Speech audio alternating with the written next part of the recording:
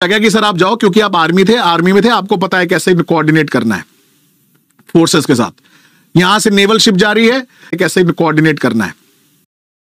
सुनते थे, समझते थे, तो अभी थोड़ा बेटर समझ में आ रहा होगा कि क्यों क्या है, और आज और उससे भी ज्यादा बेटर समझ में आएगा, बिकॉज आज हम लोग जो इंटरनेशनल रिलेशंस की थ्योरीज हैं उनको पढ़ेंगे, कंप्लीट करेंगे। साथ साथ भारत की जो फॉरेन पॉलिसी है कैसे इवॉल्व हुई है थ्रू डिफरेंट प्राइम मिनिस्टर्स, वो भी हम समझेंगे।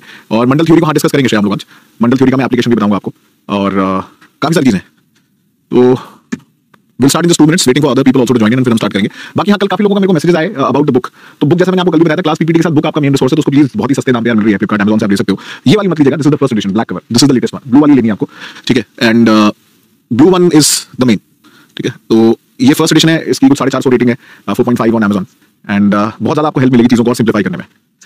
yes, I'll be teaching geography in SIP 1. yes, evening batch 10-11 के बाद, I think 11 तारीख को, 13 को I will be teaching। जब आपका आया का कोर्स खत्म हो जाएगा उसके बाद I'll be teaching SIP, right. चले चलो जी स्टार्ट करते हैं। तो कल हम लोग ने डिस्कस किया था इसके बारे में, आज थोड़ा हम लोग मंडल थ्योरी भी समझेंगे, इंडिया के अलग अलग कॉन्सेप्ट भी हम लोग समझने की कोशिश करेंगे कि फॉरेन पॉलिसी का क्या एस्पेक्ट है। तो theories of international relations, Mandal theory बड़ी इंटरेस्टिंग है, ज्यादा डिटेल में जाने की जरूरत नहीं है, बट आप जरूर उसको मेंशन कर सकते हो अपने एग्जाम में।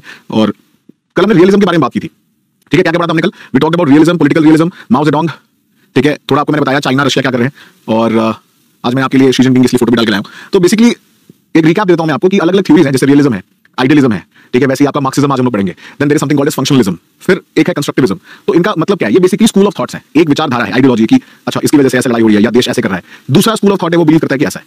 सो that is what is basically all this theories are. कोई भी एक थ्योरी 100% सही फिट नहीं बैठती हर जगह। कई बार ऐसा हो सकता है कि देयर इज अ कॉम्बिनेशन, जैसे आप इंडिया के केस में भी देखेंगे कि इंडिया भी रियलिज्म को फॉलो करता था, अभी भी थोड़ा बहुत करता है, उसको हम आगे देखेंगे। That is called as realpolitik, ठीक है। एक वर्ड आएगा, आपने पीपीटी आपकी कल देखी होगी आपने, उसमें एक वर्ड लिखा हुआ है रियल पॉलिटिक, पॉलिटिक लिखा होगा।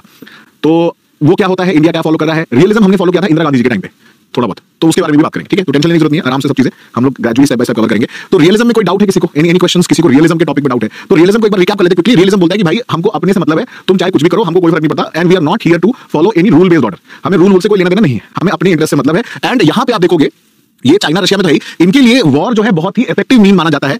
ये जो method of counter balancing, the increasing power of terrorism, ISIS and middle east, मतलब इनको लड़ाई लड़ना है। तो अमेरिका भी कभी-कभी कुछ हद तक रियलिज्म की फिलॉसफी फॉलो करता है, लेकिन अमेरिका उसको बैलेंस कर देता है। But countries like China and Russia they do not balance, ठीक है। वो फुल आउट वॉर, जैसे अभी पुतिन ने बिल्कुल फुल आउट वॉर में यूक्रेन के। तो यहाँ पे क्या है, रियलिज्म का जो रियलिस्ट लोग होते हैं, ठीक है, उनके लिए जो हाईएस्ट गोल है वो क्या है? Survival of the states. तो उनके लिए रिस्पॉन्सिबिलिटी जो है, एथिक्स ऑफ रिस्पॉन्सिबिलिटी ज्यादा जरूरी है देन दी मॉरल ड्यूटी या मॉरल प्रिंसिपल। उन्हें मॉरल प्रिंसिपल से कोई लेना देना नहीं है, ठीक है। उन्हें मॉरल प्रिंसिपल से कोई लेना देना नहीं है। उनके लिए सबसे सर्वोपरि क्या है, सबसे इंपॉर्टेंट क्या है? मेरा देश का प्रोग्रेस होना चाहिए, लेकिन किस कॉस्ट पे? सवाल ये उठता है ना, eight what cost? Cost can be anything, I don't care about the cost. मुझे कोई फर्क नहीं पड़ता कि उससे क्लाइमेट चेंज में क्या हो रहा है, दुनिया में CO2 ज्यादा निकल रहा है। चाइना क्या है, आपने देखा ना, चाइना कभी भी क्लाइमेट नेगोशिएशन में जल्दी बात नहीं मानता है। सुना है ना आपने, देखा होगा चाइना अभी आप चले जाओ कॉप समिट में जो होता है, चाइना को बोल दो कि भाई तुम अपने एमिशन कम करो, तो नहीं करेंगे कम, क्यों? क्योंकि हम भी डेवलप करें, तुम भी डेवलप करो, बात तो सही है। तो वो इंटरनेशनल रूल बेस्ड ऑर्डर को फॉलो नहीं करता है। तो ये आपका रियलिस्ट लोगों की फिलॉसफी है। तो इसमें कुछ मेजर थिंकर्स हैं, जैसे थुसिडिडस, सुन त्सू का आप नाम जानते होंगे, बड़ी फेमस बुक है इनकी, आर्ट ऑफ वॉर।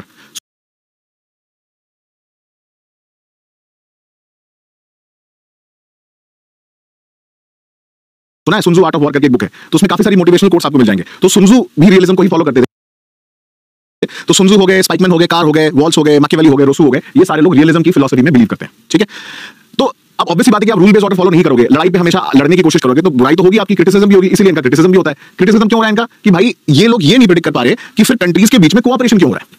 मैंने आपको बताया ना कि देखो पॉइंट क्या है, कि अगर मैं ये बोल रहा हूं कि रियलिज्म की थ्योरी मेन है सबसे ज्यादा, ठीक है, सबसे ज्यादा जो है मेन थ्योरी है, अगर आप बोल रहे हो कि रियलिज्म ही सबसे सही है, तो फिर ये बताओ बाकी कंट्रीज क्यों कोऑपरेट कर रहे हैं? तो they are not able to predict and explain the transformation of international system, कि यूएन कैसे बन गया 1945 में, या अलग अलग ऑर्गेनाइजेशन कैसे बन गए, इतने सारे कंट्रीज कोऑपरेट क्यों कर रहे हैं, सार्क क्यों बना है, बिम्स्टेक क्यों बना है, G20 क्यों बना है, इजंट इट? अगर सबको रियलिज्म ही फॉलो करना होता तो what was the purpose of this forum? तो यहां पे इनकी थ्योरी फेल हो जाती है। किसकी? रियलिस्ट लोगों की थ्योरी फेल हो गई, क्योंकि रियलिस्ट तो ये बोलते हैं कि सब लड़ाई करेंगे, सबको अपना इंटरेस्ट देखना है। तो इंटरेस्ट इंपॉर्टेंट है, but at what cost is the main point. तो रियलिस्ट लोग जो है लड़ाई करने को तैयार रहते हैं, right. And they are also accused of overlooking other actors and factors. अब जैसे आप जानते हो कि भाई जो कोल्ड वॉर जब एंड हुआ, क्योंकि ordinary citizen in Soviet control nations in Eastern Europe decided to rebel against the power structure. अब फॉल ऑफ बर्लिन वॉर आप पढ़ोगे हिस्ट्री में, वर्ल्ड हिस्ट्री में, भाई लोगों ने तो प्रोटेस्ट किया। कौन सी सरकार आ गई थी उनको हटाने के लिए? सोवियत्स जो थे वहां पे लोगों ने प्रोटेस्ट करना चालू किया, ठीक है, जो उनका रेवोल्यूशन हुआ। या चाहे आप फ्रेंच रेवोल्यूशन की बात करो या रशियन रेवोल्यूशन की बात करो, लोग ही तो सड़क पर उतर के आए ना। तो ये सब चीजें रियलिस्ट लोग नहीं इस बात में विश्वास नहीं करते थे। रियलिस्ट लोग को लगता था कि ऐसा कुछ नहीं हो सकता, सरकारों के बीच में लड़ाई होती है, कंट्रीज और नेशंस के बीच में लड़ाई होती है। तो they did not believe in these things and their main focus is only upon an idea, the balance of power. वो कहते हैं भाई हमारा बैलेंस ऑफ पावर बना रहना चाहिए, बेसिकली कालीन भैया ऑफ मिर्जापुर, ठीक है, दबाव बना रहना चाहिए, रियलिस्ट। ठीक है राहुल, हिंदी में क्रक्स मिल जाएगा आपको, आप एक दो दिन रुको, टीम उसको कन्वर्ट कर रही है, तो आपको आज शाम तक आई थिंक हिंदी का क्रक्स मिल जाएगा। सो डोंट वरी, हिंदी में जिनको नहीं मिला है वो हिंदी में पीपीटी आपको मिल जाएगी। सो अल्टीमेटली इनका मेन फोकस क्या है? इनका मेन फोकस है भाई हमको बैलेंस ऑफ पावर मेंटेन करके रखना है, और इसीलिए इंटरनेशनल रिलेशंस एग्जिस्ट करता है। कोई सिंगल स्टेट जो है वो ग्लोबल पावर नहीं बन सकता, और वो अपने आप सब पूरे वर्ल्ड को यूनाइट नहीं कर सकता। तो रियलिस्ट लोग ये बोलते थे कि भाई कोई कंट्री इतनी ज्यादा पावरफुल नहीं हो सकती, लेकिन वो चाहते थे बनना। See the ultimate point is realism का मेन फंडा क्या है? सब लोग रियलिज्म का मेन फंडा है मेरा वर्चस्व, मैं ही मैं हूं, बाकी सब पानी कम है ना? यही है ना कि भाई मैं ही मैं हूं, बाकी सब कुछ नहीं है मेरे आगे। आई am the main power, realist, मेरी हेगेमनी है, मेरा डोमिनेंस है। तो उनके क्रिटिक ये बोलते हैं कि जो क्रिटिक है, जो उनको क्रिटिसाइज करते हैं, तो भाई एक बात बताओ, अगर एक ही कंट्री इतनी पावरफुल होती तो यूएस को बैलेंस करने के लिए फिर यूएसएसआर कैसे आ गया? अब रशिया है, अब चाइना जो है वो अगर इतना पावरफुल है तो चाइना को इंडिया बैलेंस कर रहा है ना एशिया में। तो अगर ऐसा होता तो सिर्फ एक ही कंट्री पावरफुल होती, लेकिन ऐसा तो नहीं है, नहीं है ना पावरफुल कंट्री। आज के टाइम पे चाइना को आप बोल सकते हो कि शायद सबसे पावरफुल है, बट ऐसा हो नहीं सकता, जरूरी नहीं है, क्योंकि रशिया भी पावरफुल है, यूएस भी पावरफुल है, इंडिया भी पावरफुल है, फ्रांस भी है, यूके भी है। तो रियलिस्ट लोग यहां फेल हो जाते हैं। ठीक है, हम ही हम है तो क्या हम है, तुम हो तो क्या तुम हो, बॉर्डर मूवी में डालोगे ना बड़ा सही, वो यही चीज रिफ्लेक्ट करता है। वो एक्चुअली क्रिटिक है ऑफ रियलिज्म। वो जैकी श्रॉफ बोलता है ना, एक डायलॉग बोलता है सनी देओल को कि हम ही हम है, शायद पोएट्री, तो क्या हम है, और तुम हो तो क्या तुम हो। It's a very deep meaning. हम लोग को आपको लगता होगा बड़े क्या मजाक में बोल दिया उसने, तो वो प्लेन में जाने से पहले बोलता है, क्योंकि वो यहां बात बताना चाहता था कि हम तो एयरफोर्स है, तुम आर्मी हो। अगर आर्मी को ये लगता है कि वो अकेले वॉर जीत सकते हो तो ऐसा पॉसिबल नहीं है। सिमिलरली एयरफोर्स भी अकेले वॉर नहीं जीत सकती। ठीक है, याद है? तो वो वही चीज दिखाना चाहता है यहाँ पे, और सेम चीज यहाँ है कि रियलिज्म बोलता है हम ही हम है, लेकिन उसको काउंटर करने के लिए आइडियलिज्म या जो आगे थ्योरी आगे बोलती है, तो हम ही हम है तो क्या हम है, और तुम हो तो क्या तुम हो। So nobody can change the world alone, that is the point. Realism बोलते हैं हम अकेले कर लेंगे सब कुछ। क्लियर है सबको? क्लियर बात एवरीवन? रियलिज्म समझ में आया? तो अब अगली जो थ्योरी है, ठीक है, अगली is based on Karl Marx. ठीक है, मार्क्सिज्म जिसको बोलते हैं, आई एम प्रीटी श्योर आपने इनके बारे में सुना ही होगा। मतलब he is one of those person जो बहुत ही ज्यादा लर्नेड गिफ्टेड इंसान, मतलब इनकी थ्योरी ऐसी है जो हर जगह आप अप्लाई कर सकते हो। ठीक है, हर जगह अप्लाई कर सकते हो आप। आयुष आज तो कुछ नया पढ़ाया नहीं, मैं तो सिर्फ रिकैप कर रहा था। आज अभी मार्क्सिज्म से नया चालू होगा, तो आयुष आई थिंक आप क्लास में थे नहीं, स्पीड ज्यादा हो रही है क्या? मुझे तो लगा ठीक है, कल जैसी स्पीड है, आज तो बस रिकैप कर रहा था मैं। तो अब एक्चुअली में टॉपिक तो आज यहां से चालू हो रहा है। तो मार्क्सिज्म जो है, ठीक है, Marxism believes in the philosophy कि भाई कुछ कंट्रीज जो है वो बहुत रिच हैं, एंड क्योंकि वो रिच हैं तो वो पावरफुल हैं, और इस सिस्टम को क्या बोला जाता है? कैपिटलिज्म। सुना ना आपने वर्ड, कैपिटलिस्ट, पूंजीवादी है ये लोग। गौर से देखिए, यही है वो कैपिटलिस्ट।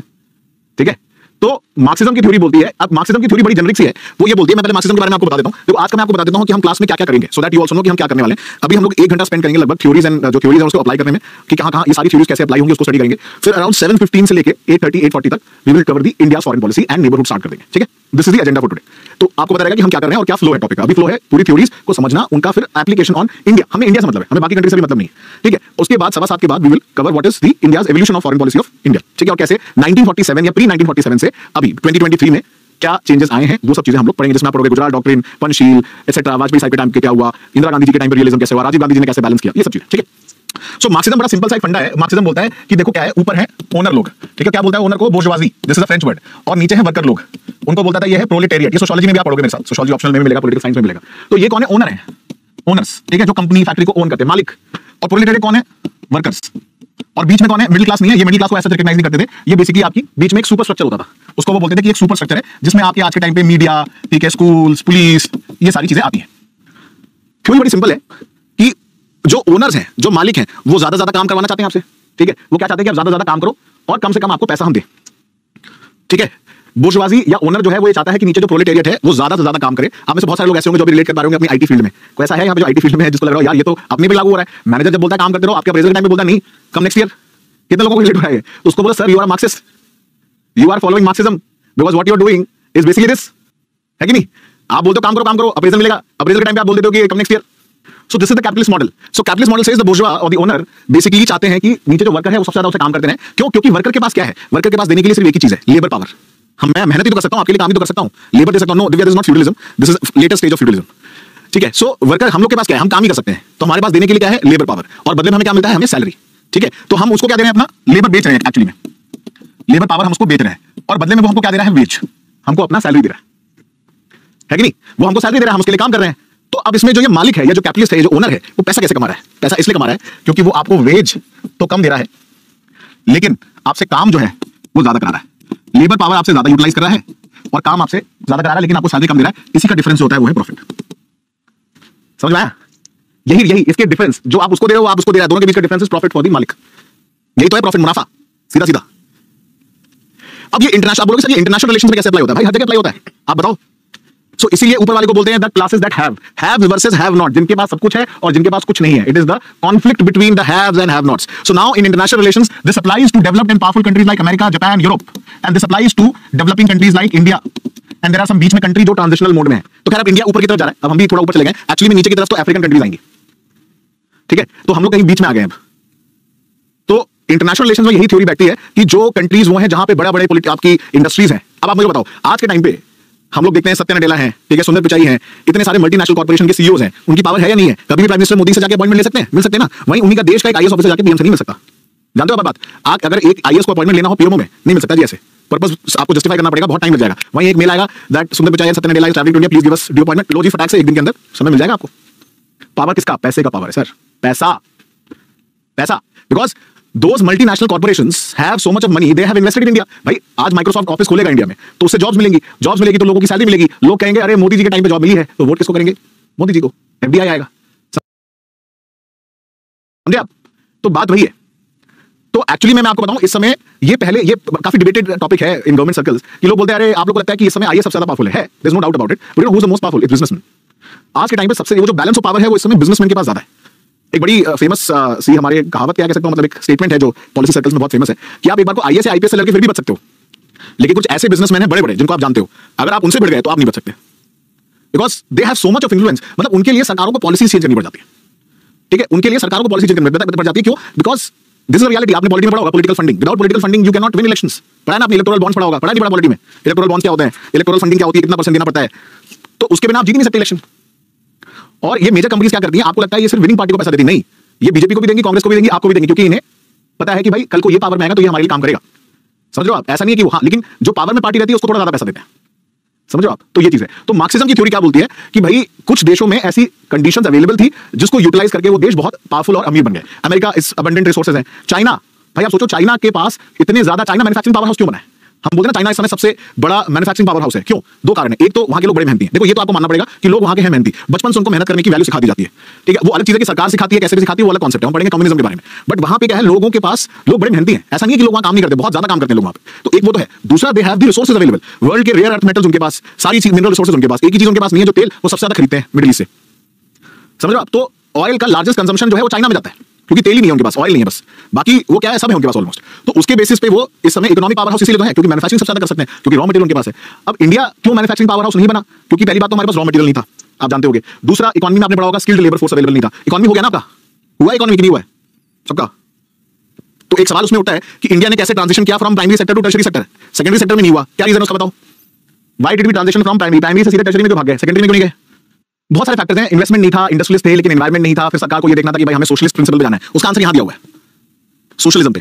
पता है ना हमारा जो कॉन्सेप्ट था, जो आइडियोलॉजी थी, क्योंकि हमारे जो लीडर्स थे Nehru, Bose, they were inspired by Russian revolution.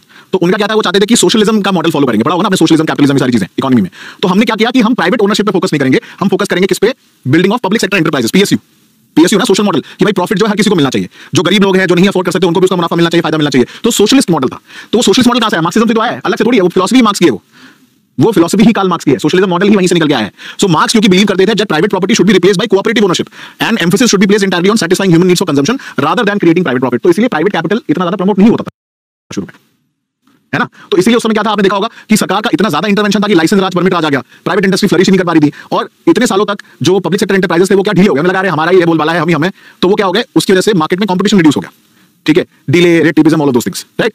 तो बाद में जब 1991 में एलपीजी रिफॉर्म हुआ, उसके बाद हमारी कंट्री में कैपिटलिज्म आया कि नहीं आया? 91 के जो एलपीजी रिफॉर्म्स आपने पढ़े हैं, ठीक है, उस जो हमारा लिबरलाइजेशन, प्राइवेटाइजेशन, ग्लोबलाइजेशन जो हुआ है, उसी के बाद तो कैपिटलिज्म, क्योंकि हमने अपनी इकोनॉमी पे सबके लिए बोल दिया, आओ भाई हमारी इंडस्ट्री लगाओ, एफडीआई लेके आओ, भाई कंडीशन, बेल आउट की कंडीशन आ गई इंडिया के ऊपर। तो वहां से कैपिटलिस्ट मॉडल हमारे यहाँ पे आया। तो यही चीज मार्क्सिज्म बोलते हैं। अब मार्क्सिज्म में अब इसी चीज को, जो है एक बड़े फेमस थ्योरिस्ट है जिनका नाम है 1974 में इमैनुअल वॉलरस्टाइन, ठीक है, सारे जर्मन है। इमैनुअल वॉलरस्टाइन ने इसको मॉडिफाई किया और इसका नाम डाला मार्क्सिज्म की थ्योरी को। उन्होंने इंटरनेशनल रिलेशंस में इसको अप्लाई करा, ठीक है। तो उन्होंने इसको अप्लाई कैसे करा? इन्होंने बोला कि भाई वर्ल्ड में 3 कैटेगरी की कंट्रीज होती हैं और उसका नाम इन्होंने दिया वर्ल्ड सिस्टम थ्योरी, ठीक है। शायद आप में से कुछ लोगों ने इसके बारे में सुना होगा। तो अभी मैं बताऊंगा, बहुत ही सही थ्योरी है और हर जगह अप्लाई हो जाएगी। World system theory by Immanuel Wallerstein. वो ये बोलते हैं कि भाई 3 तरीके के देश हैं, core, semi periphery and periphery and there other countries. Core countries कौन से हैं? जो आपको दिख रहे हैं ब्लू कलर में यहाँ पे, ये वो कंट्रीज हैं जो मेजर प्रोड्यूसर्स हैं, जहां प्राइवेट कैपिटल बहुत है, जहां इंडस्ट्रीज है बड़ी बड़ी, उनके पास वेल्थ बहुत ज्यादा है। तो ये ऐसी चीजें मैन्युफैक्चर करते थे, बनाते थे और ये भेजते थे कहां, किस कंट्रीज में? So these core countries were able to produce high profit consumption goods for itself as well for the semi periphery country like Latin America and India, and the periphery provides them cheap labor and raw materials to the core, and semi periphery provides necessary to make these high profit consumption goods. अभी बड़ा simple सा फंडा है। सबसे अमीर देश कौन? America, Europe, Japan, Australia, ये क्या थे, इनके पास बड़ी बड़ी इंडस्ट्रीज आ गई, तो इन्होंने इंडस्ट्री यूज करके क्या किया, बड़ी बड़ी कंपनी सेटअप कर दी और इन्होंने वैसा माल बनाया जो ये लाल वाले देश दिख रहे हैं आपको, कंज्यूम कर सके, जो खरीद सके, क्योंकि हमें उनसे पैसा चाहिए। तो मैंने ब्लू वाली कंट्रीज ने, कोर कंट्रीज ने कैपिटलिज्म यूज करके वो गुड्स बनाए जो पेरिफेरी वाली कंट्री खरीद सकती है। और ये जो सेमी पेरिफेरी कंट्री दिख रही है, जैसे इंडिया आ रहा है सेमी पेरिफेरी में, जो दिख रहा है मैं इसको जूम करता हूं, ये दिख रहा है इंडिया जो है, ये सेमी पेरिफेरी जो कंट्री है, ठीक है, ये सारी कंट्रीज ने क्या दिया, चीप लेबर, ताकि हम इसको बना सके, ठीक है। चाइना और इंडिया और ये जो कंट्रीज है वहां से क्या गया, लेबर गया, लेबर, ताकि हम ये बनाने के लिए फैक्ट्री में लोग प्रोवाइड कर सके, वर्कर्स। कितनी सही थ्योरी है कि नहीं। तो ये कंट्रीज ने प्रोड्यूस किया, लेबर सेमी पेरिफेरी ने दिया, और कंजम्पशन किसमें हो रहा है, गरीब देशों में, गरीब कंट्रीज में, like Africa and other countries. तो ये बेसिकली है वर्ल्ड सिस्टम थ्योरी, और ये कैपिटलिज्म और मार्क्सिज्म को एक्सप्लेन करती है बेटर तरीके से, ठीक है। और ये जो पेरिफेरी कंट्रीज हैं ये क्या करती हैं, अच्छा इसमें एक और भी इसमें इसका अल्टरनेटिव वर्जन भी है, जहां पे ये बोला जाता है कि जो पेरिफेरी कंट्रीज हैं, ठीक है, वो जैसे अफ्रीका में आप देखोगे कुछ कंट्रीज आपको पीछे मैप दिख रहा होगा, पेरिफेरी भी है और सेमी पेरिफेरी भी है, ठीक है, आपने देखा होगा, नहीं मैं बता रहा हूं, उल्टा नहीं है, there are two versions of it. आप देखो यहाँ अफ्रीका में कुछ कंट्रीज हैं जो रेड में दिख रही है और सेमी पेरिफेरी में दिख रही है, पीछे मेरे पीछे दिख रहा है सबको, everybody can see the south Africa दिख रहा है आपको, राइट, साउथ अफ्रीका कुछ कंट्रीज हैं। तो कुछ अफ्रीकन कंट्रीज हैं जो, अब ये मैप थोड़ा पुराना है, ठीक है, ये मैप थोड़ा पुराना है, क्योंकि आज के टाइम पे आप देखोगे तो इंडिया सेमी पेरिफेरी में तो है, बट आपको नहीं लगता कि India is also a periphery country. सोच के बताओ, थिंक अबाउट इट। कभी भी गूगल इमेज पे ना इसलिए परफेक्टली रिलाई नहीं करना चाहिए, ये मैं आपको ये भी दिखाना चाहता हूं यहाँ पे कि गूगल इमेजेस हमेशा सही नहीं होती है। आप मुझे सोचिए बताओ, isn't India also a periphery country, क्योंकि अल्टीमेटली हम वो खरीद रहे हैं जो बाहर से बन के आ रहा है, यूरोप का माल खरीद रहे हैं, रशिया से जो अमेरिका से जो बन के आ रहा है वो खरीद रहे हैं, हम उनको रॉ मटेरियल दे रहे हैं तभी तो बन रहा है। एक्सपोर्ट तो हमारा बहुत ही कम है compare to that, but basic idea को बताना चाहिए कि जो कोर कंट्रीज हैं वो प्रोड्यूस कर रही हैं, जो पेरिफेरी कंट्रीज हैं वो चीप लेबर दे रही हैं, और जो सेमी पेरिफेरी कंट्रीज हैं वो लेबर भी दे सकती हैं, बट मेजरली वहां कंजम्पशन हो रहा है। क्लियर है। जो पर्पल में कंट्रीज हैं वो लेबर भी दे सकती हैं, like India, India will fall in semi periphery and periphery also. Exact, ठीक है, अभी क्लियर है, समझ में आया, इजी है सबके लिए। तो ये चीज बतानी थी, याद रखिए सबको। So we also provide cheap labour. अब इसी में आप देखोगे हमको सबसे ज्यादा कंपटीशन किस कंट्री से मिल रहा है। अगर मैं आपसे पूछूं कि मुझे बताओ कि इंडिया को चीप लेबर के मामले में इस समय सबसे ज्यादा कंपटीशन किस कंट्री से मिल रहा है। चाइना नहीं है इस समय, China is not there, China धीरे धीरे खत्म हो रहा है। चाइना में आप देखो रोज प्रोटेस्ट हो रहे हैं। इंडिया को अगर मैं बोलूं कंपटीशन मिल रहा है तो किन कंट्री से कंपटीशन मिल रहा है चीप लेबर के बारे में सिर्फ?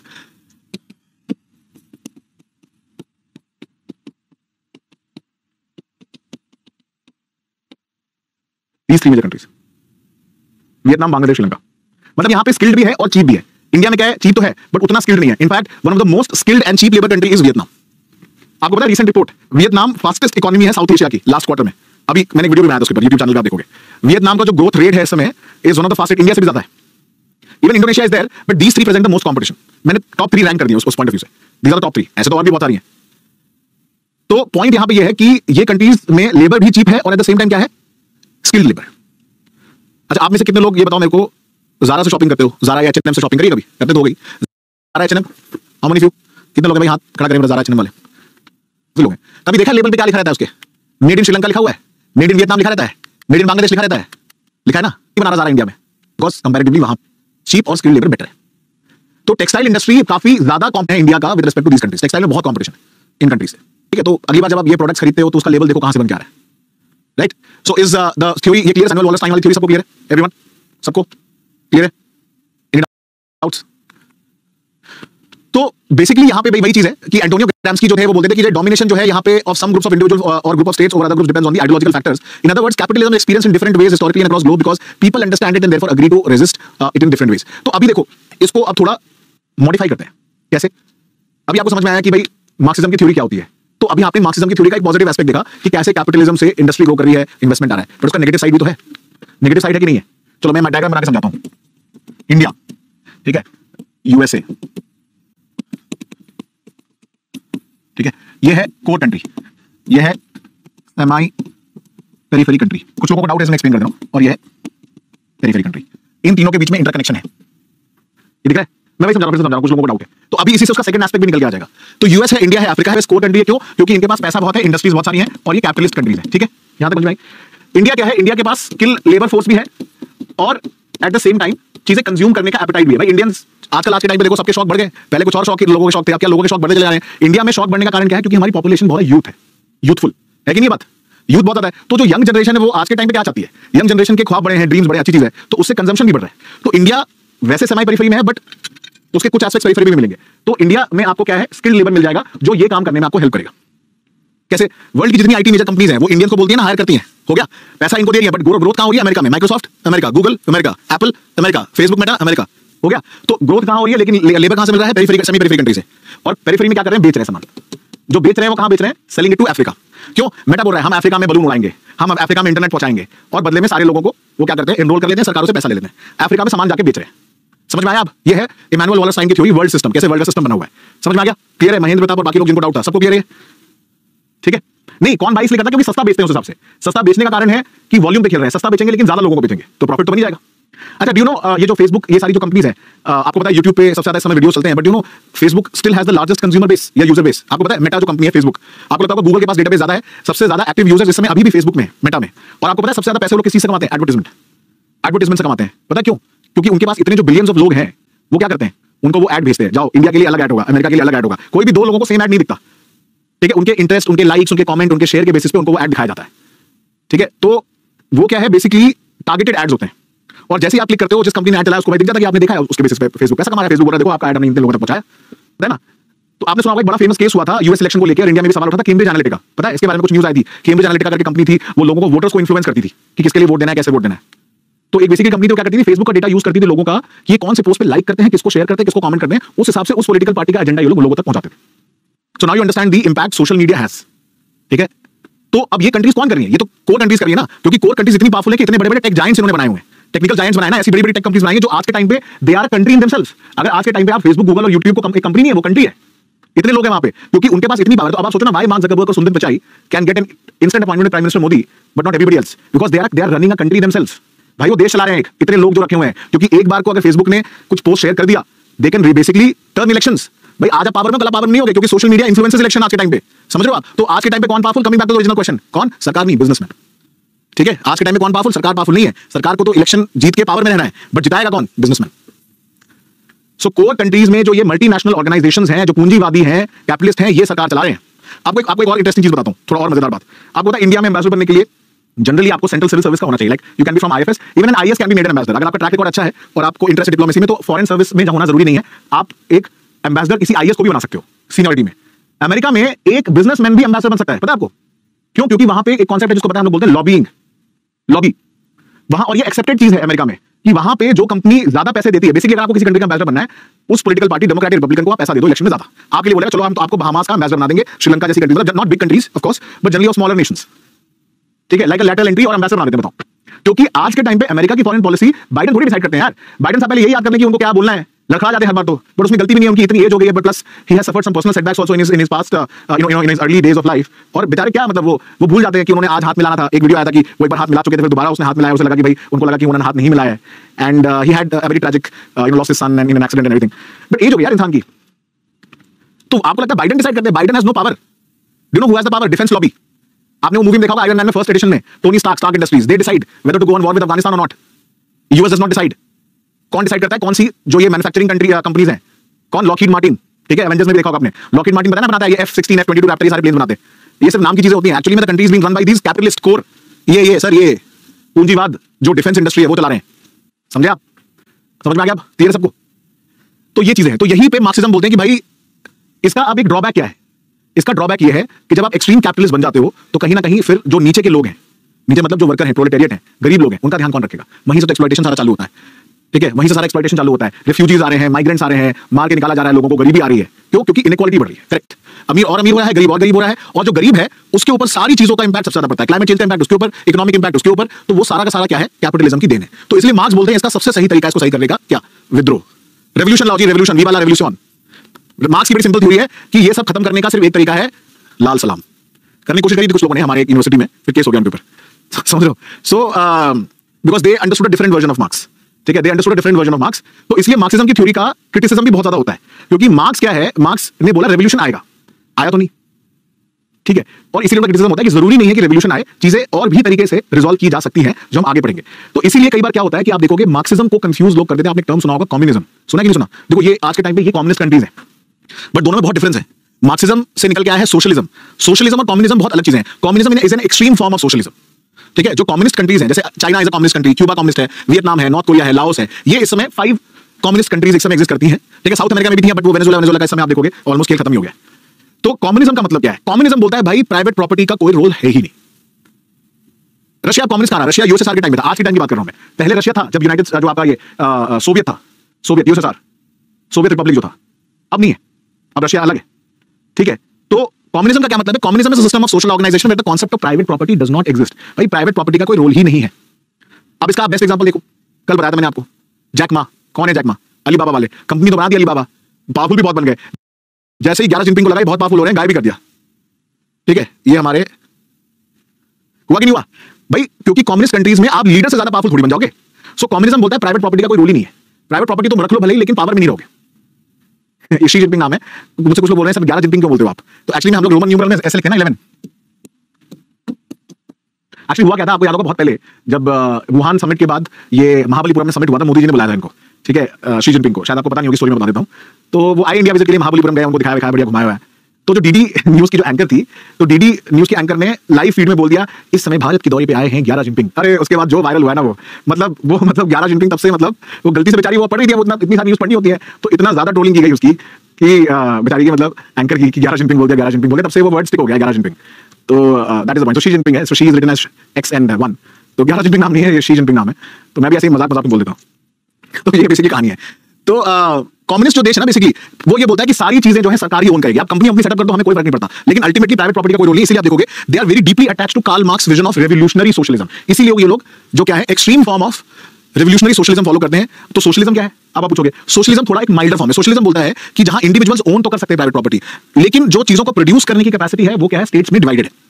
ठीक है, means of wealth production are communally owned. जैसे हमारे इंडिया, मतलब बेस्ट एग्जांपल है जो इंडिया था 1947 के बाद क्या था, सोशलिस्ट कंट्री था कि नहीं था? क्यों? क्योंकि हमने क्या बनाए थे, पीएसयूज बनाए थे कि भाई कंपनीज में प्रोडक्शन तो हो रहा है, लेकिन वो क्या है, पब्लिक गुड्स हैं। वो पब्लिक गुड्स क्यों है? क्योंकि लोगों के फायदे के लिए बनाए जा रहे हैं, जो नहीं भी अफोर्ड कर सकते हैं उनको भी दिया जाएगा। That is socialism. बात सही है ना? सोशलिज्म का मतलब यही है, यस और नो? सोशलिज्म का मतलब यही है ना कि भाई जो लोग हैं चाहे वो अफोर्ड कर सके चाहे वो ना अफोर्ड कर सके, सबको हिस्सा मिलेगा। बट वहीं पे कम्युनिज्म बोलता है कि ये तो ठीक बात है, लेकिन प्राइवेट प्रॉपर्टी आप ओन नहीं कर सकते। ठीक है, प्राइवेट प्रॉपर्टी आप ओन नहीं कर सकते, अल्टीमेट राजा यहाँ पे लीडर ही होगा, जो भी लीडर सरकार का। तो कम्युनिस्ट लोग इसीलिए बड़े एक्सट्रीम मेंटालिटी के होते हैं। और इसका भी एक एडवांस्ड या मॉडिफाइड वर्जन है जो लेके आया कौन, माओ जेडोंग, जिनके बारे में कल आपको मैंने बताया था, माओ जेडोंग। तो माओ जेडोंग वो कम्युनिज्म का भी एक्सट्रीम फॉर्म ऑफ कम्युनिज्म लेके आया, जिसको आपने सुना होगा, बोला जाता है माओइज्म। सुना नहीं सुना माओइज्म? जो नक्सलाइट करते हैं, left wing extremism in India पढ़ा होगा आपने, LWE, नक्सलवादी, अर्बन नक्सल्स, सुना नहीं सुना? बट माओवादी लोग ये क्या करते हैं, क्योंकि माओ जेडोंग ने बोला था कि भाई तुम्हें अपने लिए बंदूक उठानी पड़ेगी और सरकार के खिलाफ विद्रोह करना पड़ेगा। तो ये माओ जेडोंग की फिलॉसफी है, ठीक है, जो रेवोल्यूशनरी लीडर हैं थे बेसिकली चाइना के, और इन्हीं से इंस्पायर्ड है हमारे शी जिनपिंग। इनको हम आगे पढ़ेंगे, चाइना के बारे में पढ़ेंगे। इनका बड़ा फेमस डायलॉग है that power flows from the barrel of the gun, कि अगर आपको जानना है कि पावर क्या है तो बंदूक लेके खड़े हो जाओ, वहीं से पावर आती सारी। तो बेसिकली माओ जेडोंग ने प्रमोट किया कि हर जगह बंदूक चलाओ, इन वन वे, मतलब एक वर्जन बता रहा हूं। तो वो माओवादी जो है, जो नक्सलाइट है, उन्होंने क्या किया, आपके इंडिया के जो ट्राइबल एरियाज हैं, उड़ीसा, झारखंड, छत्तीसगढ़, जो दंतेवाड़ा रीजन है, वहां पे उन्होंने क्या बोला, लाके लोगों को देखो सरकार तुम्हारे लिए काम नहीं कर रही है, सरकार तुमको एक्सप्लॉइट कर रही है, सरकार जो क्या कर रही है, तुम्हारे जो नेचुरल रिसोर्सेज हैं वो कैपिटलिस्ट को दे रही है। ये चल रहा है ना, सरकार क्या कर रही है, कैपिटलिस्ट, ये माइनिंग प्रोजेक्ट उसको दे दिया, ये उसको दे दिया। तो बेचारे वहां के ट्राइबल बड़े सीधे साधे लोग हैं, ट्राइबल तो बेचारे बड़े सीधे साधे होते हैं ना, तो वो क्या है, उनको भड़का दिया। और कैसे भड़काया? एक ही इसका सोल्यूशन है कि तुम्हें बंदूक उठानी पड़ेगी, क्योंकि माओ ने बोला है भाई when you rise up in arm that is a rebellion against the state. पढ़ा नहीं पढ़ा पॉलिटी में? Armed insurgency and internal disturbance has been changed to armed rebellion. पढ़ा कि नहीं पढ़ा? इमरजेंसी के चैप्टर में पढ़ा होगा आपने, वर्ड चेंज किया गया बाद में। इंटरनल डिस्टर्बेंस कुछ नहीं होता, आर्म्ड रेबेलियन होना चाहिए। तो आर्म्ड रेबेलियन मतलब लोग हथियार उठा के स्टेट के खिलाफ विद्रोह कर दिया है। तो वो करा रहे हैं ये naxalite in north east with innocent tribals. समझ में आया? तो ये एक्सट्रीम फॉर्म ऑफ मार्क्सिज्म है, ठीक है, एक्सट्रीम फॉर्म है, मतलब मार्क्सिज्म की फिलॉसफी का बिल्कुल ही एक्सट्रीम फॉर्म है। समझ में आ गया? बस मतलब इससे ज्यादा डिटेल में जाने की जरूरत नहीं है। तो समझ में आया सबको मार्क्सिज्म का कांसेप्ट क्या है? मार्क्स बड़ा सिंपल कांसेप्ट है कि भाई पूंजीवादी हैं, कैपिटलिस्ट हैं, पैसा कमा रहे हैं, तुमको लूट रहे हैं। तो उसको सॉल्व करने का उन्होंने तरीका सिर्फ ये बताया कि भाई रिवोल्ट करना पड़ेगा, बट आज के टाइम में एक्सेप्टेबल तो नहीं है। और उसको जस्टिफाई कौन करेगा? लिबरलिज्म। अब लिबरलिज्म जो है, हम बोलते हैं ना, what is your inclination? Liberal हूं मैं, लिबरल। आप बोलो आपके मम्मी पापा कैसे? बड़े लिबरल टाइप के इंसान है। क्यों? क्योंकि हमको रात में बाहर घूमने जाने देते हैं, बोलते ना ओपन माइंडेड, कि ठीक है बच्चा गया है घर से, लाइट आ जाएगा, कोई बात नहीं। लिबरल होते हैं ना, लिबरल, वही चीज है लिबरलिज्म, कि ठीक है होता है, चलता है, उम्र है, उम्र का तकाजा है, अभी हार्मोन्स फूट रहे हैं बच्चे के, फूटने दो है ना? ऐसे ही होता है। 12th के बाद आप लोग पापा पापा हमें मूवीज देखने जानी है फ्रेंड के साथ, ग्रुप स्टडी करनी है। आज मैं फ्रेंड क्या नाइट स्टडी करूंगी, कुछ भी हो सकता है, ठीक है। So liberalism is all about कि कोऑपरेशन कर सकते हो, ठीक है। It is basically capable of engendering a peaceful world order.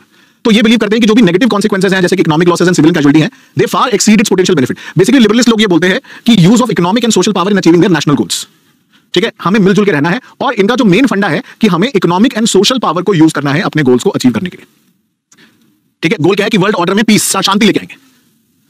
जैसे कि bilateral trade, Indian agreement sign किया यूके के साथ, चलो आओ आप भी बेचो हम भी बेचो, सस्ते में बेचेंगे, क्यों लड़ाई करनी है। अब ऑस्ट्रेलिया के साथ FTA साइन कर लिया, फ्री ट्रेड एग्रीमेंट, आओ आप भी बेचो हम भी बेचो, क्यों लड़ाई करनी है। तो इकोनॉमिक एंड सोशल प्रोग्रेस इनका मेन फोकस है, ठीक है। ये इनका फोकस है लिबरलिज्म का, कि भाई मिलजुल के रहते हैं, क्यों लड़ाई करनी, और इकोनॉमिक एंड सोशल गोल्स हमारे मेन चीज होनी चाहिए।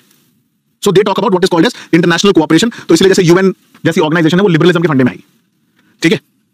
तो जब लिबरलिज्म इंटरनेशनल कोऑपरेशन में कन्वर्ट करे तभी आपके संयुक्त राष्ट्र जैसे संस्थानों की स्थापना होती है, इंस्टीट्यूशन सेटअप होते हैं। क्यों? क्योंकि वो कोऑपरेशन फिर WTO आएगा कि भाई ट्रेड रिलेशंस को इंप्रूव करना है, राइट। सो लिबरलिज्म भाई फ्री है, मिलजुल के कर लो यार, कर लो, लड़ाई क्यों करनी है ना, बातचीत कर लेते हैं, क्यों लड़ाई करना है। जैसे शी जिनपिंग ऊपर से गोली चला रहे हैं, क्यों भाई, क्यों मिलकर कर लो यार, डिस्कशन कर लेते हैं। क्यों यांगजी जाना, क्यों डोकलाम जाना, क्यों गलवान जाना।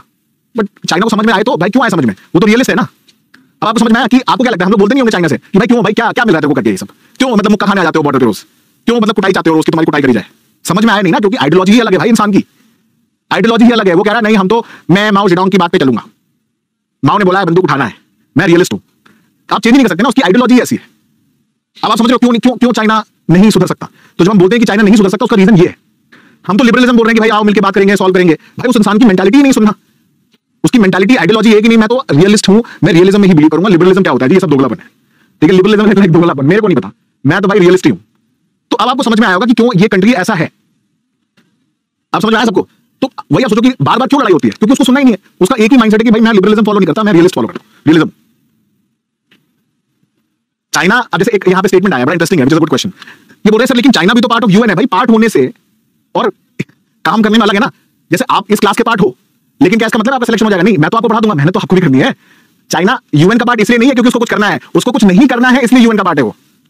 क्यों? कोई रेजोल्यूशन आएगा यूएन में, चाइना वीटो नहीं करने देंगे, रीजन बताओ। चाइनीज के आप एक्सप्रेशन देकर समझ नहीं पाओगे कहना क्या चाहते हैं। आप चाइनीज को देखो, डिप्लोमेट्स को, आप समझ नहीं पाओगे कि वो हंस रहा है या रो रहा है।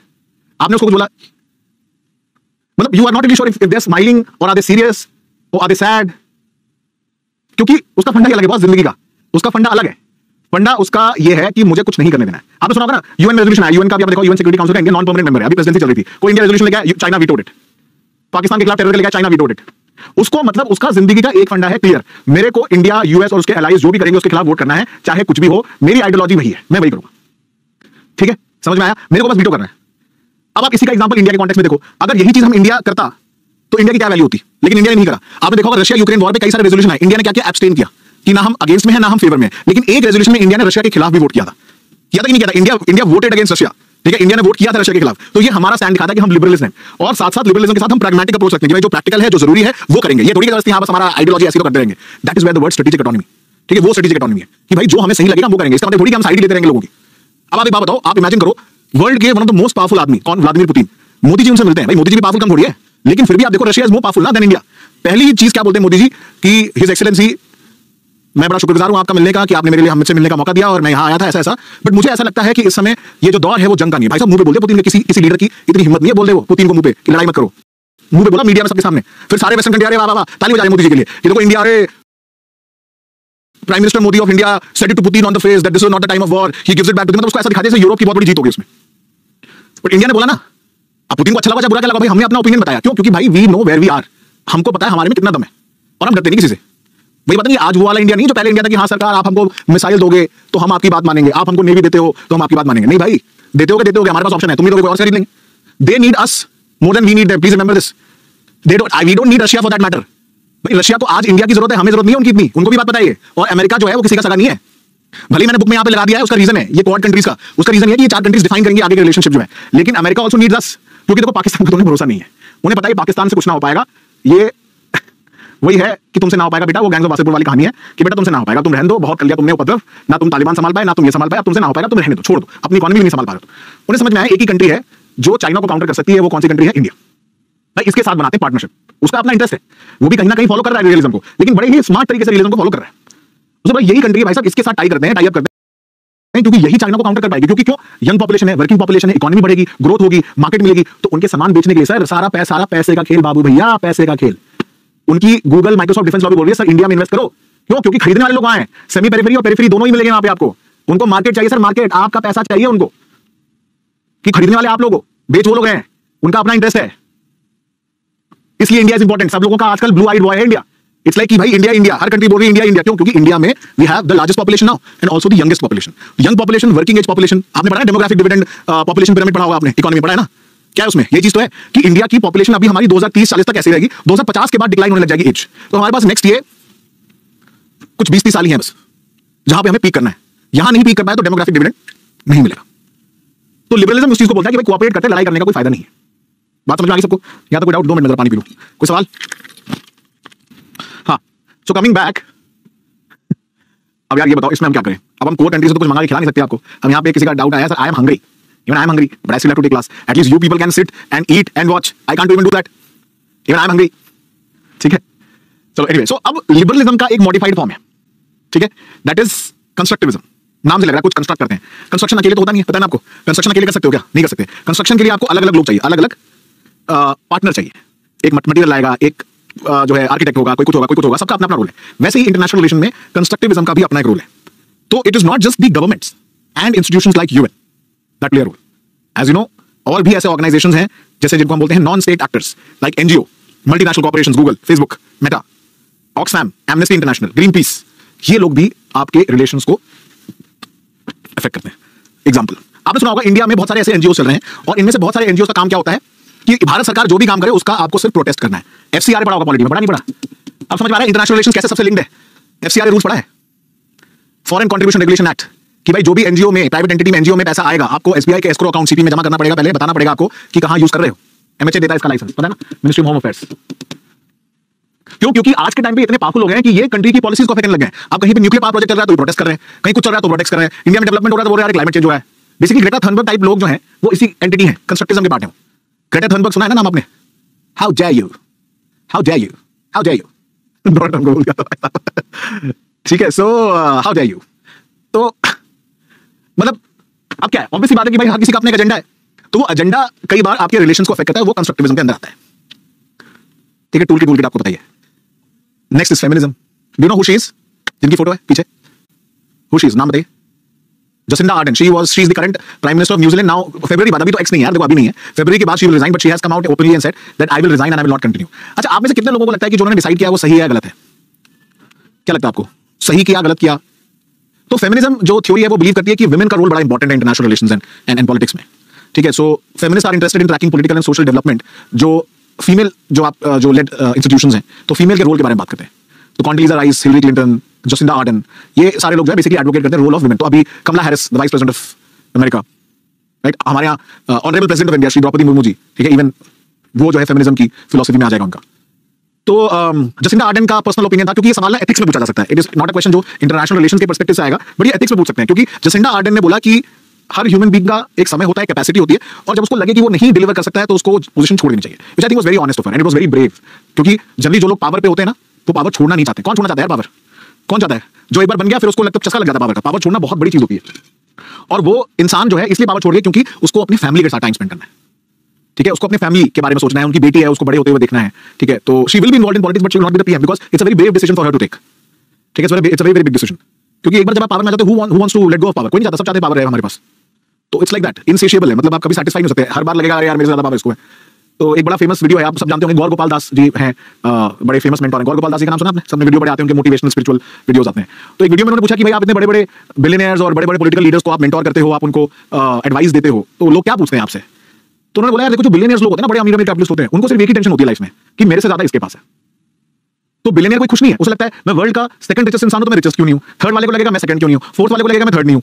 एक बिलियनियर वो बोलता है अरे इसके ये देखो प्राइवेट चार्टर प्लेन से जाता है, दूसरा बोलेगा अरे उसके पास चार्टर प्लेन नहीं, उसके पास बोइंग प्लेन है, वो बोलेगा इसके पास एक नहीं उसके पास 2 बोइंग प्लेन है। तो इट इज ऑलवेज रिलेटिव कि इसके पास और ज्यादा है मुझसे।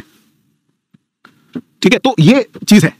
तो पावर और ये सब जो पैसे की जो दौड़ लगी हुई है उसको छोड़ के जाना is a big thing. So I really have give hats off to her for deciding to do that, कि भाई मैं फैमिली के साथ टाइम स्पेंड करना चाहती हूं। मतलब देखो यार, अगर आपको लगता है कि जो आप काम करने के लिए आए हो, अगर आप वो सही नहीं कर सकते तो please make way for somebody else. देखो बात तो यही है, अगर मैं आज आपको अच्छा सब्जेक्ट नहीं पढ़ा रहा हूं तो ऑब्वियसली आई शुड रियलाइज कि मैं नहीं पढ़ा रहा हूं तो मेरी जगह कोई और अच्छा पढ़ा सकता है। Why should I not be honest with my work?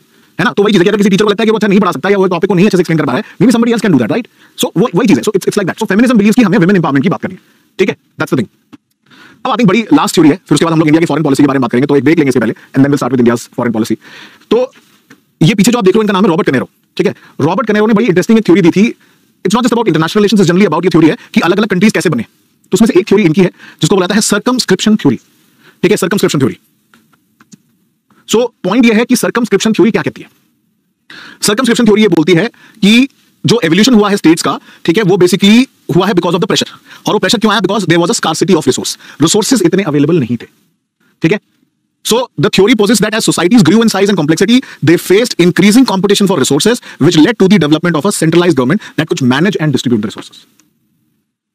मंडल की बात करेंगे लास्ट में, क्योंकि मंडल में पूरा मैं अप्लाई करूंगा, ये सारे कॉन्सेप्ट अप्लाई करूंगा जितने भी पढ़ाए। तो ये क्या बोल रही है कि भाई वर्ल्ड में रिसोर्सेज, देखो ये तो आप जानते हो बात कि वर्ल्ड में रिसोर्सेज की कमी है, तभी चाइना पावरफुल है, बिकॉज़ उनके पास रिसोर्सेज हैं। और क्योंकि रिसोर्सेज इतने ज्यादा हैं तो उनको मैनेज करने के लिए लड़ाई हो जाएगी। तो उनको मैनेज करने के लिए क्या आ गया, एक गवर्नमेंट आ गई। आया स्टेट का concept, population living in a fixed area, sovereign government, link हो रहा है। तो ये जो theory, this is more about state, कि स्टेट कैसे बने। तो सर्कमस्क्रिप्शन थ्योरी बोलती है क्योंकि वर्ल्ड में रिसोर्सेज हैं और स्कार्स रिसोर्सेज हैं, तो जहां पे रिसोर्सेज ज्यादा हैं उनको मैनेज करने के लिए गवर्नमेंट्स बन गई, नहीं तो लोगों में लड़ाई हो जाती। तो इसी को सर्कमस्क्रिप्शन बोला जाता है। And in which the growth of population and complexity leads to the emergence of state to solve the problem of scarcity. अब एक बात बताओ मुझे आप, ठीक है, आज के टाइम पे अगर आपको बोला जाए कि भाई आप क्या पॉलिसी चाहते हो सरकार से, तो हर किसी का अपना वर्जन होगा कि मुझे ये चाहिए, मुझे वो चाहिए, बट हर किसी को सेटिस्फाई नहीं कर सकते ना। कोई बोलेगा मुझे रोड चाहिए, कोई बोलेगा मुझे बिजली चाहिए, कोई बोलेगा मुझे पानी ज्यादा चाहिए, कोई बोलेगा पिज्जा फ्री कर दो, कोई बोलेगा क्लास फ्री कर दो, कोई कुछ बोलेगा। तो हर किसी को आप सेटिस्फाई नहीं कर सकते, but you try to satisfy as many people as possible. ये करने का काम किसका है, सरकार का। सरकार कहां से आई है, with the concept of state. आपने एक बनाया कि एक सॉवरेन गवर्नमेंट है जिसको लोगों ने, अगर डेमोक्रेसी है तो लोगों ने बनाया। तो वहीं से ये निकल के आया कि सर्कमस्क्रिप्शन बोलता है कि स्कार्सिटी ऑफ रिसोर्सेज की वजह से आपका स्टेट का कॉन्सेप्ट निकल के आया। ठीक है, तो जैसे ये एंशिएंट इजिप्ट का ये फोटो है कि कैसे आया। एंशिएंट इजिप्ट कुछ नहीं था, ये तो रेगिस्तान था। रेगिस्तान में एक ही चीज थी जो इनको हेल्प कर सकती थी ग्रो करने के लिए। आप अभी देखो कितना सही कोइंसिडेंस है। भारत के official guest of honour, chief guest of Republic day कौन है, प्रेसिडेंट ऑफ इजिप्ट। दिख रहा है इजिप्ट सबको, तो इजिप्ट के प्रेसिडेंट आए हुए। और इजिप्ट का ग्रोथ कैसे हुआ, अब आप देखिए इजिप्ट के इस साइड पूरा, मैं इसको जूम करता हूं, इजिप्ट के इस साइड कुछ नहीं है, रेगिस्तान है। इसको क्या बोलते हैं हम लोग, this region is called as Sinai peninsula. नाम सुना होगा आपने, इसको साइनाई बोलते हैं, SINAI, साइनाई पेनिनसुला। पेनिनसुला मतलब तीन साइड पानी से घिरा हुआ है, साइनाई पेनिनसुला। ठीक है, नीचे शर्मल शेख और बाकी सारी चीजें, कुछ नहीं है वहां पे। लेकिन ग्रोथ कहां हुई सिटी की सारी, across the river Nile, because Nile से पानी मिला, लाइफलाइन है, एग्रीकल्चर सब कुछ नहीं हुआ है। तो इसी की वजह से सारी लड़ाई है। इजिप्ट और आसपास के लोगों में क्यों लड़ाई है देशों में, क्योंकि नाइल के लिए लड़ाई है, स्कार्सिटी ऑफ रिसोर्सेज। तो इजिप्ट बना देश, उसने कंट्रोल किया इसको, बाकी देशों से लड़ाई है। तो आप इसी वजह से देखो, आप नाइल के पानी को कंट्रोल करने के लिए अब इजिप्ट और इथियोपिया में लड़ाई हो गई है, because they are trying to build a dam. So Egypt is saying that Ethiopia has basically rejected its plan for operating the $4 billion, जिसका नाम है GERD, grand Ethiopian renaissance dam. अब क्यों, क्योंकि भाई रिसोर्सेज की स्कार्सिटी है, रिसोर्सेज है ही नहीं, पानी, सब चीज पानी पे डिपेंडेंट है, और पानी के अगल बगल ग्रोथ होनी है। सो अल्टीमेटली सर्कमस्क्रिप्शन ये बोलता है कि स्टेट्स बने ताकि जो ये रिसोर्सेज हैं उनको गवर्न कंट्रोल करने के लिए, पॉपुलेशन में इक्वली डिस्ट्रीब्यूट हो पाए, या उसको कंट्रोल करने के लिए स्टेट जरूरी थे, क्योंकि वहां पे सॉवरेन गवर्नमेंट होनी चाहिए थी। And that is what circumscription theory of state by Robert Carneiro. Right, चलो अब आपका सबसे मजेदार पोर्शन आज का, आज के अंदर अभी तक का। ठीक है, अभी तक तो ये मतलब this was like a general theory जो आपने अप्लाई करी। अब आते हैं हमारे, देखो इंडियन से सबसे ज्यादा मजा ला सकते हैं लाइफ में। ठीक है, फॉरेनर्स तो हैं, ठीक है, अपनी जगह है, ठीक है, सबकी थ्योरी अपनी जगह ठीक है, लेकिन सबसे इंपॉर्टेंट कौन है, Indians. That is why we go back to our original man, Shri Chanakya, Kautilya, Mandal theory. बड़ी जबरदस्त थ्योरी। अभी हम इसमें मैप पे अप्लाई करेंगे इसको, ठीक है, पूरा ड्रॉ करेंगे, आप बताओगे मुझे, ठीक है, मैं नहीं बताऊंगा, आप बताओगे मुझे क्या करना है। मैं सिर्फ अभी आपको थ्योरी समझा रहा हूं। जितने लोग लाइव क्लास में सबके नाम पूछूंगा मैं अभी, ठीक है, सबके बताना पड़ेगा सबको। ठीक है, रेडी, ऑल सेट, स्टार्ट करें। चलो, तो ध्यान से सुनना। तो मंडल थ्योरी बोलती है कि भाई बीच में मेन राजा, जिसका नाम है विजिगिशु, दिख रहा है पीछे, विजिगिशु। विजिगिशु कौन है, आप लेट्स से इंडिया। तो विजिगिशु के जस्ट अगल बगल जो इमीडिएट नेबर, वो उसका एनिमी है, कौन, अरी, येलो वाला। उसके अगल बगल जो है वो उसका दुश्मन ही होगा, लेकिन उसके पीछे जो है वो मित्र होगा। तो क्यों, अब देखो यहां पे ये है, मान लो मैं, ठीक है, this is I, 1, 2 is the enemy, but 3 is my friend. ये सुनो, क्योंकि वो उसका नहीं, डायरेक्ट बॉर्डर शेयर नहीं होता मेरा। और 4 कौन है, 4 और 2 साथ साथ है, कौन, जो मेरा दुश्मन है उसका दोस्त है वो। तो अब आपको नाम नहीं याद रखने, बस एक नाम याद रखना, विजिगिशु, अरी और मित्र, बाकी नाम याद नहीं करने। अब इस थ्योरी को अप्लाई करें, एक चीज बस याद रखना, एक है उदासीन। उदासीन मतलब न्यूट्रल स्टेट, जिसको कोई लेना देना नहीं होता, वो मतलब वेट एंड वॉच करता रहता है, जहां मौका लगेगा वहां पे वो इंटरवीन कर सकता है। ठीक है, वो है कौन, उदासीन। ठीक है, उदासीन न्यूट्रल है, उसको कोई मतलब नहीं पड़ता। इसका बेस्ट एग्जांपल पता है, can you tell me an example of उदासीन state? Can anybody tell me कि वर्ल्ड में ऐसी कौन सी कंट्री है जो उदासीन कैटेगरी में आएगी, जो न्यूट्रल रहती है? लेट मी सी कौन पहले आंसर करता है। नहीं, अभी तक नहीं मिला मुझे, अभी तक नहीं मिला। एनी कंट्री जो उदासीन की कैटेगरी में आएगी, इसमें जाना वापस नीचे। किसी ने स्विट्जरलैंड बोला है, जिन्होंने स्विट्जरलैंड बोला, very good, they are known for their neutrality in the world. But इन्होंने ये भी अब चेंज कर दिया है, ये चीज याद रखना। स्विट्जरलैंड अभी तक एक न्यूट्रल कंट्री था, ठीक है, भूटान भी कह सकते हो, स्पेन तो यार कभी नहीं न्यूट्रल था।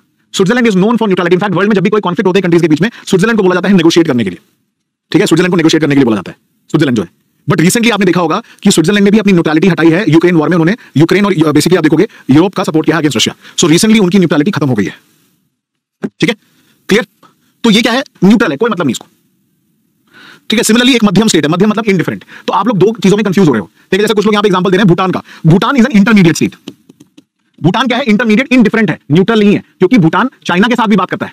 ये सुनो, भूटान चाइना के साथ करता है ना बात, भूटान इन्वेस्टमेंट ले रहा है ना चाइना से, ले रहा है कि नहीं ले रहा है, ये सुनो, है ना। तो वो क्या है, वो क्या है, इंडिफरेंट है, मतलब ठीक है, अभी मतलब वो न्यूट्रल नहीं कह सकते आप, उसको ज्यादा फर्क नहीं पड़ता है। न्यूट्रल इज स्विट्जरलैंड, उदासीन। समझ में आई बात? अब इसको आप मेरे लिए अप्लाई करेंगे मैं आपको 2 मिनट का ब्रेक दूंगा, लेकिन ब्रेक ऐसे नहीं है, बेसिकली आपको ये अप्लाई करना है, ठीक है। ये प्लीज अप्लाई मंडल थ्योरी। यहाँ पे कौन कौन सी कंट्रीज को आप हाईलाइट कर सकते हो उसमें मंडल थ्योरी के अंदर, आप ये मुझे बताएंगे। तो ये आप विजिगिशु हो, ठीक है, इंडिया जो है सेंटर ऑफ अटेंशन है, आपको ये अप्लाई करना है। 2 मिनट का ब्रेक है और हम इसको वापस आके 2 मिनट में अप्लाई करेंगे सारी थ्योरीज, ठीक है।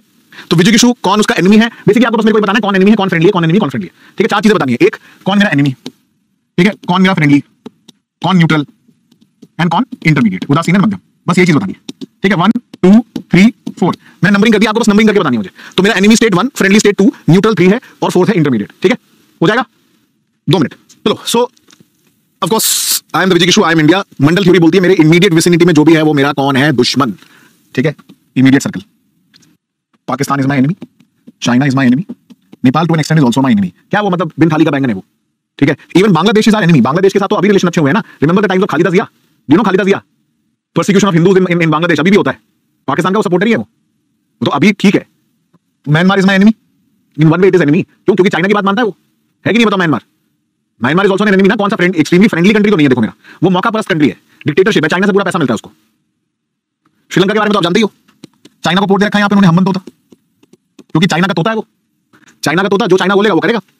अब आप देखो कितनी सही बैठी थी। इमीडिएट सर्कल है मेरा, ये इमीडिएट नेबर, सारे मेरे एनिमी है एक्सेप्ट भूटान। और भूटान भी क्या है, मध्यम है, मध्यम मतलब न्यूट्रल भी है एक तरीके से, बट मौका मतलब क्या है, वो हमसे भी बात कर रहा है, चाइना से भी बात कर रहा है। So Bhutan is the only one which is मध्यम यहाँ पे, करेक्ट, करेक्ट। यहां तक बात सबको समझ में आई? पहले बताओ पहला सर्कल क्लियर है, अब हम आगे की सर्कल पे बढ़ेंगे, ठीक है। यहां तक बात समझ में आई सबको, कोई डाउट? पहला सर्कल क्लियर है, चलिए आगे सर्कल, नेक्स्ट सर्कल पे जाते हैं। अब हमारा सर्कल है कौन, हमारा फ्रेंड। बाद में चाइना आ गया है, ठीक है। तो चाइना को आप काउंटिंग करो, बट मैं इसको फिर समझा रहा हूं आपको, क्योंकि यहां पे एक और कंट्री आ रही है जो फ्रेंड की कैटेगरी में, वो कौन है, Mongolia. Mongolia friendly country to us ना, ये सुनो, मंगोलिया चाइना के बीच में, मंगोलिया है ना फ्रेंडली, बेसिकली सर्कल वहां तक जा रहा है, क्योंकि वो चाइना का इमीडिएट नेबर है कि नहीं, चाइना का इमीडिएट नेबर, ठीक। अब पाकिस्तान की पिटाई कौन करता है, साइड से धुनाई कर रहा है कौन, तालिबान।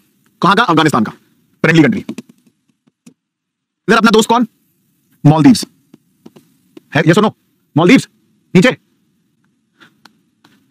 इधर वियतनाम भी अपना दोस्त, फॉर दैट मैटर लाओस भी अपना दोस्त, सिंगापुर भी अपना दोस्त, मलेशिया नहीं है, मलेशिया नहीं है। देखो एक्सेप्शन होंगे, पूरा परफेक्ट नहीं बैठेगी, बट मेजरली कवर हो जाएगी। थाईलैंड भी इंडिया के साथ फ्रेंडली रिलेशन है, थाईलैंड का ऐसा कोई लड़ाई नहीं है, थाईलैंड की ऐसा कोई लड़ाई नहीं है, बट वियतनाम तो पूरा आ गया। इंडोनेशिया के साथ भी इंडिया के फ्रेंडली रिलेशन है, ठीक है, इंडोनेशिया के भी फ्रेंडली रिलेशन है। इंडोनेशिया की आप देखोगे बात, भले ही चाइना से बात करता हूं, लेकिन इंडिया के लिए थोड़ा ज्यादा पॉजिटिव है, ठीक है। अभी आपने देखा G20 प्रेसिडेंसी में भी इंडोनेशिया ने इंडिया की बात रखी थी, ठीक है। यहां तक बात समझ में आई, ठीक, ओके।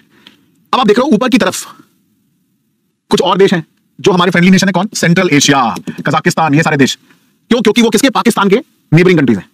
तजिकिस्तान, आपको पता है यहाँ पे कंट्री है तजिकिस्तान, वहां पे इंडिया का इकलौता एयरफोर्स बेस है जो इंडिया के बाहर है, राइट। फारखोर एयरबेस, आईनी और फारखोर नाम है, वो इंडिया का ऐसा एयरबेस है जो इंडियन एयरफोर्स ऑपरेट करती है, तजिकिस्तान में है, ताकि अगर इधर से ज्यादा पाकिस्तान कुछ स्मार्ट बिहेव करने की कोशिश करेगा, सीधे वहां से प्लेन आएगा। आईनी एंड फारखोर बोलते हैं उसको। सेकंड सर्कल कंप्लीट, ठीक है, सेकंड सर्कल कंप्लीट हो गया। अब कौन सा सर्कल है, अब सर्कल है थर्ड। वो कौन सा सर्कल है, मेरे एनिमी का दोस्त है, वो मेरा एनिमी है।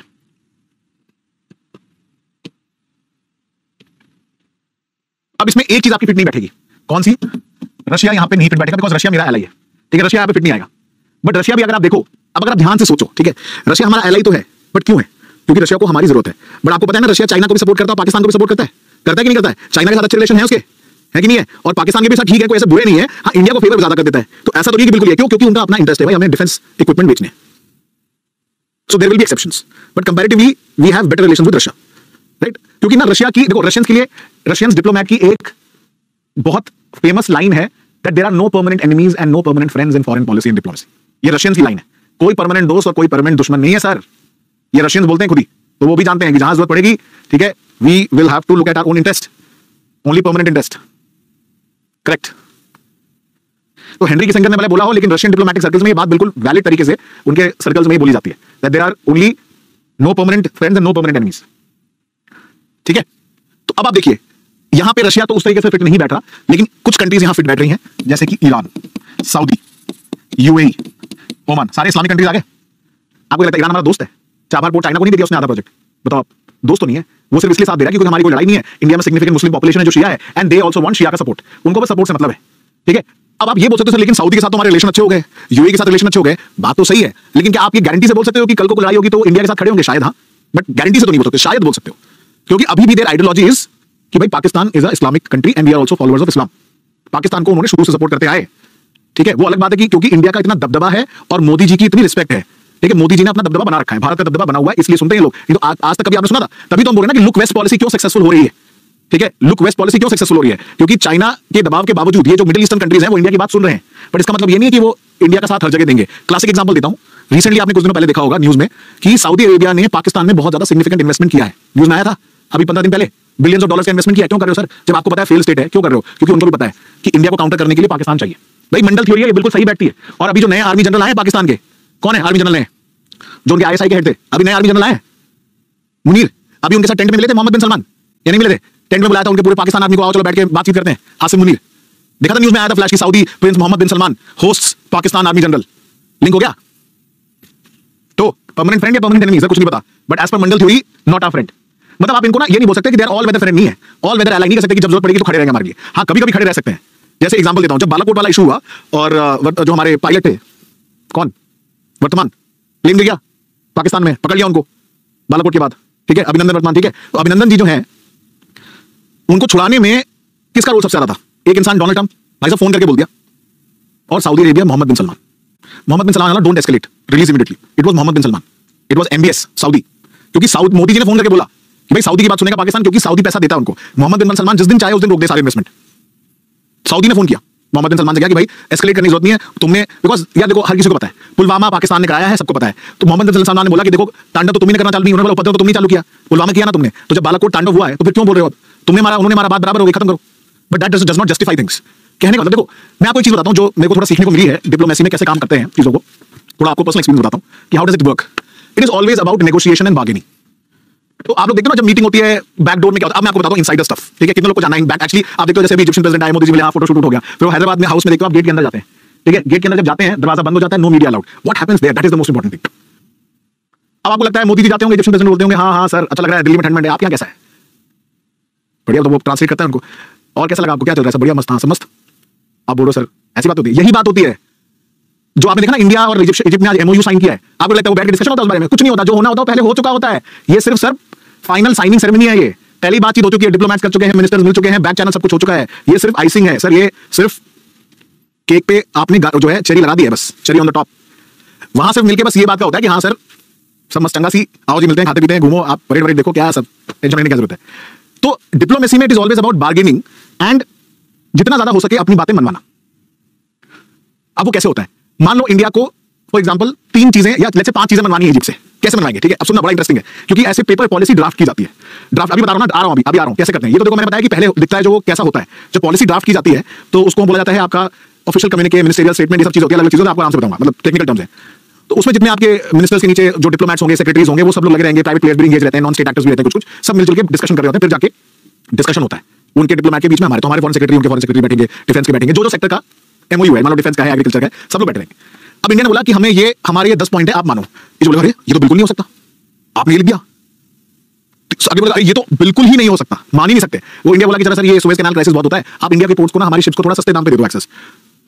नहीं सर नहीं हो सकता ऐसे, मतलब आई am just giving a very basic idea, ठीक है, कि नहीं सर ये तो हो नहीं सकता, फिर लड़ाई हो जाएगी, क्योंकि आपको ना सुएज कैनाल जाती है वहां से, इजिप्ट पोर्ट सईद करके है वहां पे, जो सारा शिपिंग लाइन को कनेक्ट करता है। So it is a very important point, सारा मतलब वर्ल्ड का ट्रैफिक जाता है, तो इजिप्ट बहुत पैसा कमाता है, टोल टैक्स बहुत कमाता है, टोल एक तरीके का एग्जांपल दे रहा हूं, टोल टैक्स, फ्रेट चार्जेस बहुत है वहां पे। तो वो बोलेगा सर नहीं हो सकता ऐसा, बिल्कुल नहीं कर सकते। तो बोलेगा ठीक है, तो ऐसे करते करते क्या होगा, इंडिया बोलेगा चलो ठीक है, ये नहीं मानते हटा दो, ये नहीं मानते हटा दो, ये नहीं मानते हटा दो। तो आपको मनवाने थे 5 पॉइंट्स, लेके आप गए डिस्कशन के लिए 10 पॉइंट्स, क्योंकि आपको पता था ये 10 में से 5 रिजेक्ट करेंगे। तो इवेंचुअली आपके लिए तो विन विन हो गया ना, क्योंकि आपको ओरिजिनली 5 मनवाने थे, बट इजिप्ट को क्या लगेगा 10 लेके आए थे, हमने तो 5 ही अप्रूव किए, वो भी खुश, आप भी खुश, विन विन, एमओयू साइन। ये होता है, समझ में आया? ये जरे तो 10 पॉइंट लेके आए थे, देखो हमने 5 ही साइन करवाए बस, और हम तो ओरिजिनली 5 ही चाहते थे, हम तो चाहते थे 5 होते, लेकिन 10 लेके जाएंगे जिसमें मुझे पता है कि ये कंट्रोवर्सी करेंगे। इन्हें पता था कि ये कंट्रोवर्सी है और ये नहीं मानेंगे, तो जानबूझ के ऐसी चीजें डाली जाती है। जैसे आप देखो, अब क्या है, आप इसको ऐसे लिंक करो, आप न्यूज में देखते होंगे कि इंडिया और इनके बीच में एग्रीमेंट हो रहा था, इंडिया इस बात पे नहीं माना, या वो कंट्री सुना ना आपने कि they did not agree on this, right? यही तो है, बिकॉज आपको लगता है आप जीत रहे हो, बट सामने वाले को लगता है इंडियंस कह रहे हैं हम तो 5 ही मनवाने थे, ये तो जानबूझ के किया हमने, 10 लेके जाओ। क्योंकि अब आप सोचो, ठीक है, अब आप सोचो कि मुझे अगर 5 पॉइंट मनवाने हैं और मैं लेके ही 6 पॉइंट जाऊंगा, तो ऑब्वियसली बात है कि वो रिजेक्ट करते करते मैं 3 अप्रूव कर पाऊंगा। ये सुनो भाई, मुझे 5 कराने हैं, मैं लेके 6 ऑप्शन गया हूं, तो I can only get approve 3 may be 2 maximum, क्योंकि उसको भी तो जीतना है ना डिप्लोमेसी में भाई, अल्टीमेटली डिप्लोमेसी क्या, उसका इंटरेस्ट तो मेरा इंटरेस्ट, दोनों को बैलेंस करना है। तो लेके ज्यादा पॉइंट जाएंगे और कुछ ऐसे पॉइंट्स लेके जाएंगे जिसका मुझे पता है वो बिल्कुल नहीं मानेगा, तो मैं भिड़ा रहूंगा एंड टाइम तक, एंड मोमेंट तक भिड़ा रहूंगा, और बाद में जाके हम क्या करेंगे, ठीक है सर आप इतना बोल रहे हो तो आपकी बात रखने के लिए मान लेते हैं, अब इस बात में 2 समोसे खा लो, ये होता है बस बात में, चाय पानी समोसा, मतलब बेसिकली मतलब चाय समोसा नहीं मिलता, और भी बहुत सारी चीजें मिलती हैं, गुजराती डिश जो जो मतलब हमको खाना होता है, इंडिया के कल्चर अलग अलग क्यूजीन जो होते हैं वो खाने होते हैं, मतलब खिलाए जाते हैं। तो जनरली ये हर कंट्री के साथ जब नेगोशिएशन होते हैं ऐसे होते हैं, यही होगा, राइट? और ये हर कंट्री के साथ होगा, मतलब this is how diplomacy works, this is what is diplomacy is, I win, you win, we all win, and that results in what? वसुधैव कुटुंबकम अल्टीमेटली। तो अल्टीमेटली इंडियंस की फिलॉसफी जो है वर्ल्ड वाली, वो सबसे best, one world one earth, ठीक है, एंड वन फैमिली, ठीक है, वन फैमिली है हमारी, एक ही अर्थ है हमारी, और एक ही फ्यूचर, क्योंकि हमारा फ्यूचर जुड़ा हुआ है। So we have one earth and we are one family because we have एक combined future, and that is what is the main motto of G20 presidency of India. याद रखना, ये सवाल आएगा प्रीलिम्स में G20 के ऊपर कि G20 का मोटो क्या है? क्या है? One earth, one family and one future, ठीक है, ठीक है, फ्यू से याद कर सकते हो, family, earth and future, right? तो अभी आप देखिए, ये हमारा कौन हो गया?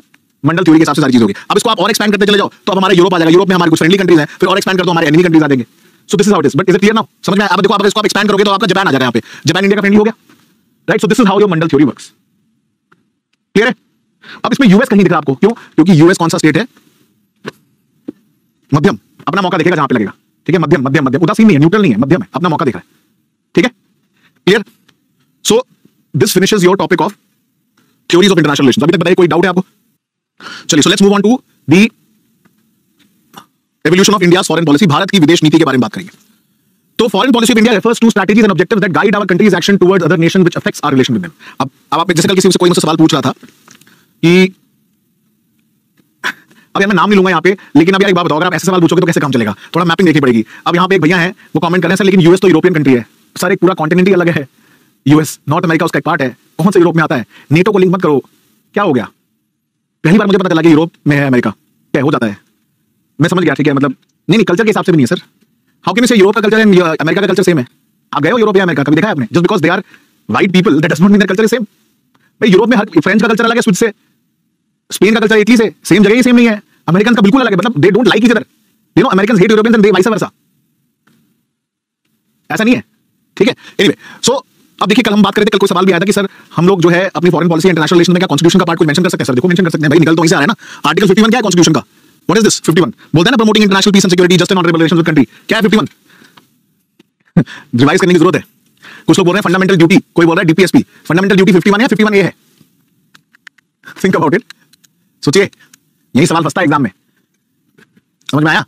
यहीं फंस जाओगे बाबू भैया। So DPSP, India's foreign policy therefore is based on Vasudhaiva Kutumbakam, that world is one family, ठीक है? तो अब हमारी फॉरेन पॉलिसी किन किन चीजों से इफेक्ट होती है? तो अब आप लोग क्योंकि बड़े एक्सपर्ट लग रहे हो मुझे, बड़े ही इंटेलिजेंट स्टूडेंट्स हो आप लोग, जो मुझे देख के लग रहा है आज सेकंड लेक्चर में भी समझ में आ रहा है मुझे कि आप काफी स्मार्ट बच्चे हो, बहुत सारी चीजें आपको पता है। तो एक बात बताइए मुझे कि अगर हम बात करें कि हमारी फॉरेन पॉलिसी इन सारे फैक्टर्स से इफेक्टेड है, तो historical cultural factors, geographical factors, political factors, economic factors, strategic factors and global factors का एक एक एग्जांपल दे दो। Let's start with first historical factors. कैसे हमारी चेक हाँ, कैसे हमारी फॉरेन पॉलिसी हिस्टोरिकल फैक्टर से रिलेटेड है? हिस्ट्री कैसे गवर्न करती है? Colonisation, correct? भाई कोलोनाइजेशन के पहले भी जाओ ना, let's go to ancient India. Lord Hanuman का एग्जांपल दिया था आपको, फर्स्ट डिप्लोमेट, ठीक है? वैदिक पीरियड भी देखो आप, मंडल थ्योरी तो उसी टाइम से आई ना, महाजनपदा के पीरियड। उसके बाद फिर अरब कंट्री से trade relations, central Asia, Aryans, तो सेंट्रल एशिया से तो हमारे हिस्टोरिकल टाइज है ना। Even Mughals they came from central Asia, क्यों? Turks and Afghanis and Persians, हमारे तो शुरू से ही रिलेशंस रहे हैं। In fact India was at the centre of civilisation. जो आप पढ़ते हो सिल्क रूट इंडिया से तो पास होता था, चाइनीज जाते थे, फिर यहाँ देखो आए ट्रैवलर कौन, हुएन सांग, इत्सियांग, सब लोग कहाँ गए? इंडिया से आए, बुद्धिज्म जाके फैला के आए पूरी कंट्रीज में, फिर साउथ ईस्ट एशिया गए, फिर महेंद्र गए, अशोका के बेटे और बेटी गए श्रीलंका, चोलास गए। तो हिस्टोरिकल फैक्टर्स भी हैं और कल्चरल फैक्टर्स भी हैं, दोनों चीजें हमारी जो है स्प्रेड हुई हैं, तो उससे भी हमारी फॉरेन पॉलिसी डिटरमाइन होती है। इसका एक और एग्जांपल, कोलोनाइजेशन पे आ जाओ। आपने भी देखा था प्रवासी भारतीय दिवस में आया गया इंदौर में। देखो सबके एग्जांपल में बताता जाऊं, राइट करना आपका एग्जाम है, मतलब बेसिकली काम है। एग्जांपल में बता रहा हूं, आप लिखते चले जाओ बस उसमें, बाकी तो है ही। प्रवासी भारतीय दिवस में हमने किसको बुलाया था चीफ गेस्ट? गयाना प्रेसिडेंट और सूरीनाम, छोटी सी कंट्रीज हैं साउथ अमेरिका में, ऊपर की तरफ वेनेजुएला के नेबरिंग में आप देखोगे ब्राजील के पास, लेकिन क्या है इंडियन ओरिजिन के हैं वो लोग। आपने देखा था गायनीज सूरीनाम के प्रेसिडेंट बोलते हैं I have studied in India, सुना था स्टेटमेंट उनका, I have studied in India और कैरिबियन कंट्रीज। तो जो ब्रिटिश कॉलोनाइजर्स थे वो क्या करते थे, आप एक टर्म सुनोगे हिस्ट्री में बार बार आता है, इंडेंचर्ड लेबर्स, ठीक है? इंडेंचर्ड लेबर सुना नाम? क्या करते थे? इंडिया से स्लेव्स ले जाते थे काम कराने के लिए फिजी, अफ्रीका, और अफ्रीका से ले जाते थे अलग अलग कंट्रीज प्लांटेशन क्रॉप्स में, बॉन्डेड लेबर।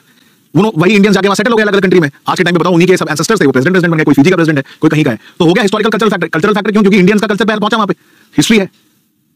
अब वही चीज क्या करती है, हमारे फायदे की बात होगी ना। अब जब इंडिया यूएन में जाता है तो इंडिया अकेले नहीं जाता, इंडिया के साथ फिजी भी सपोर्ट में है, फ्रेंच गिनी भी है, गयाना भी है, सूरीनाम भी है, वेस्ट इंडीज भी है, कैरिबियन आइलैंड्स भी है। क्यों? क्योंकि कल्चरल लिंक है सर।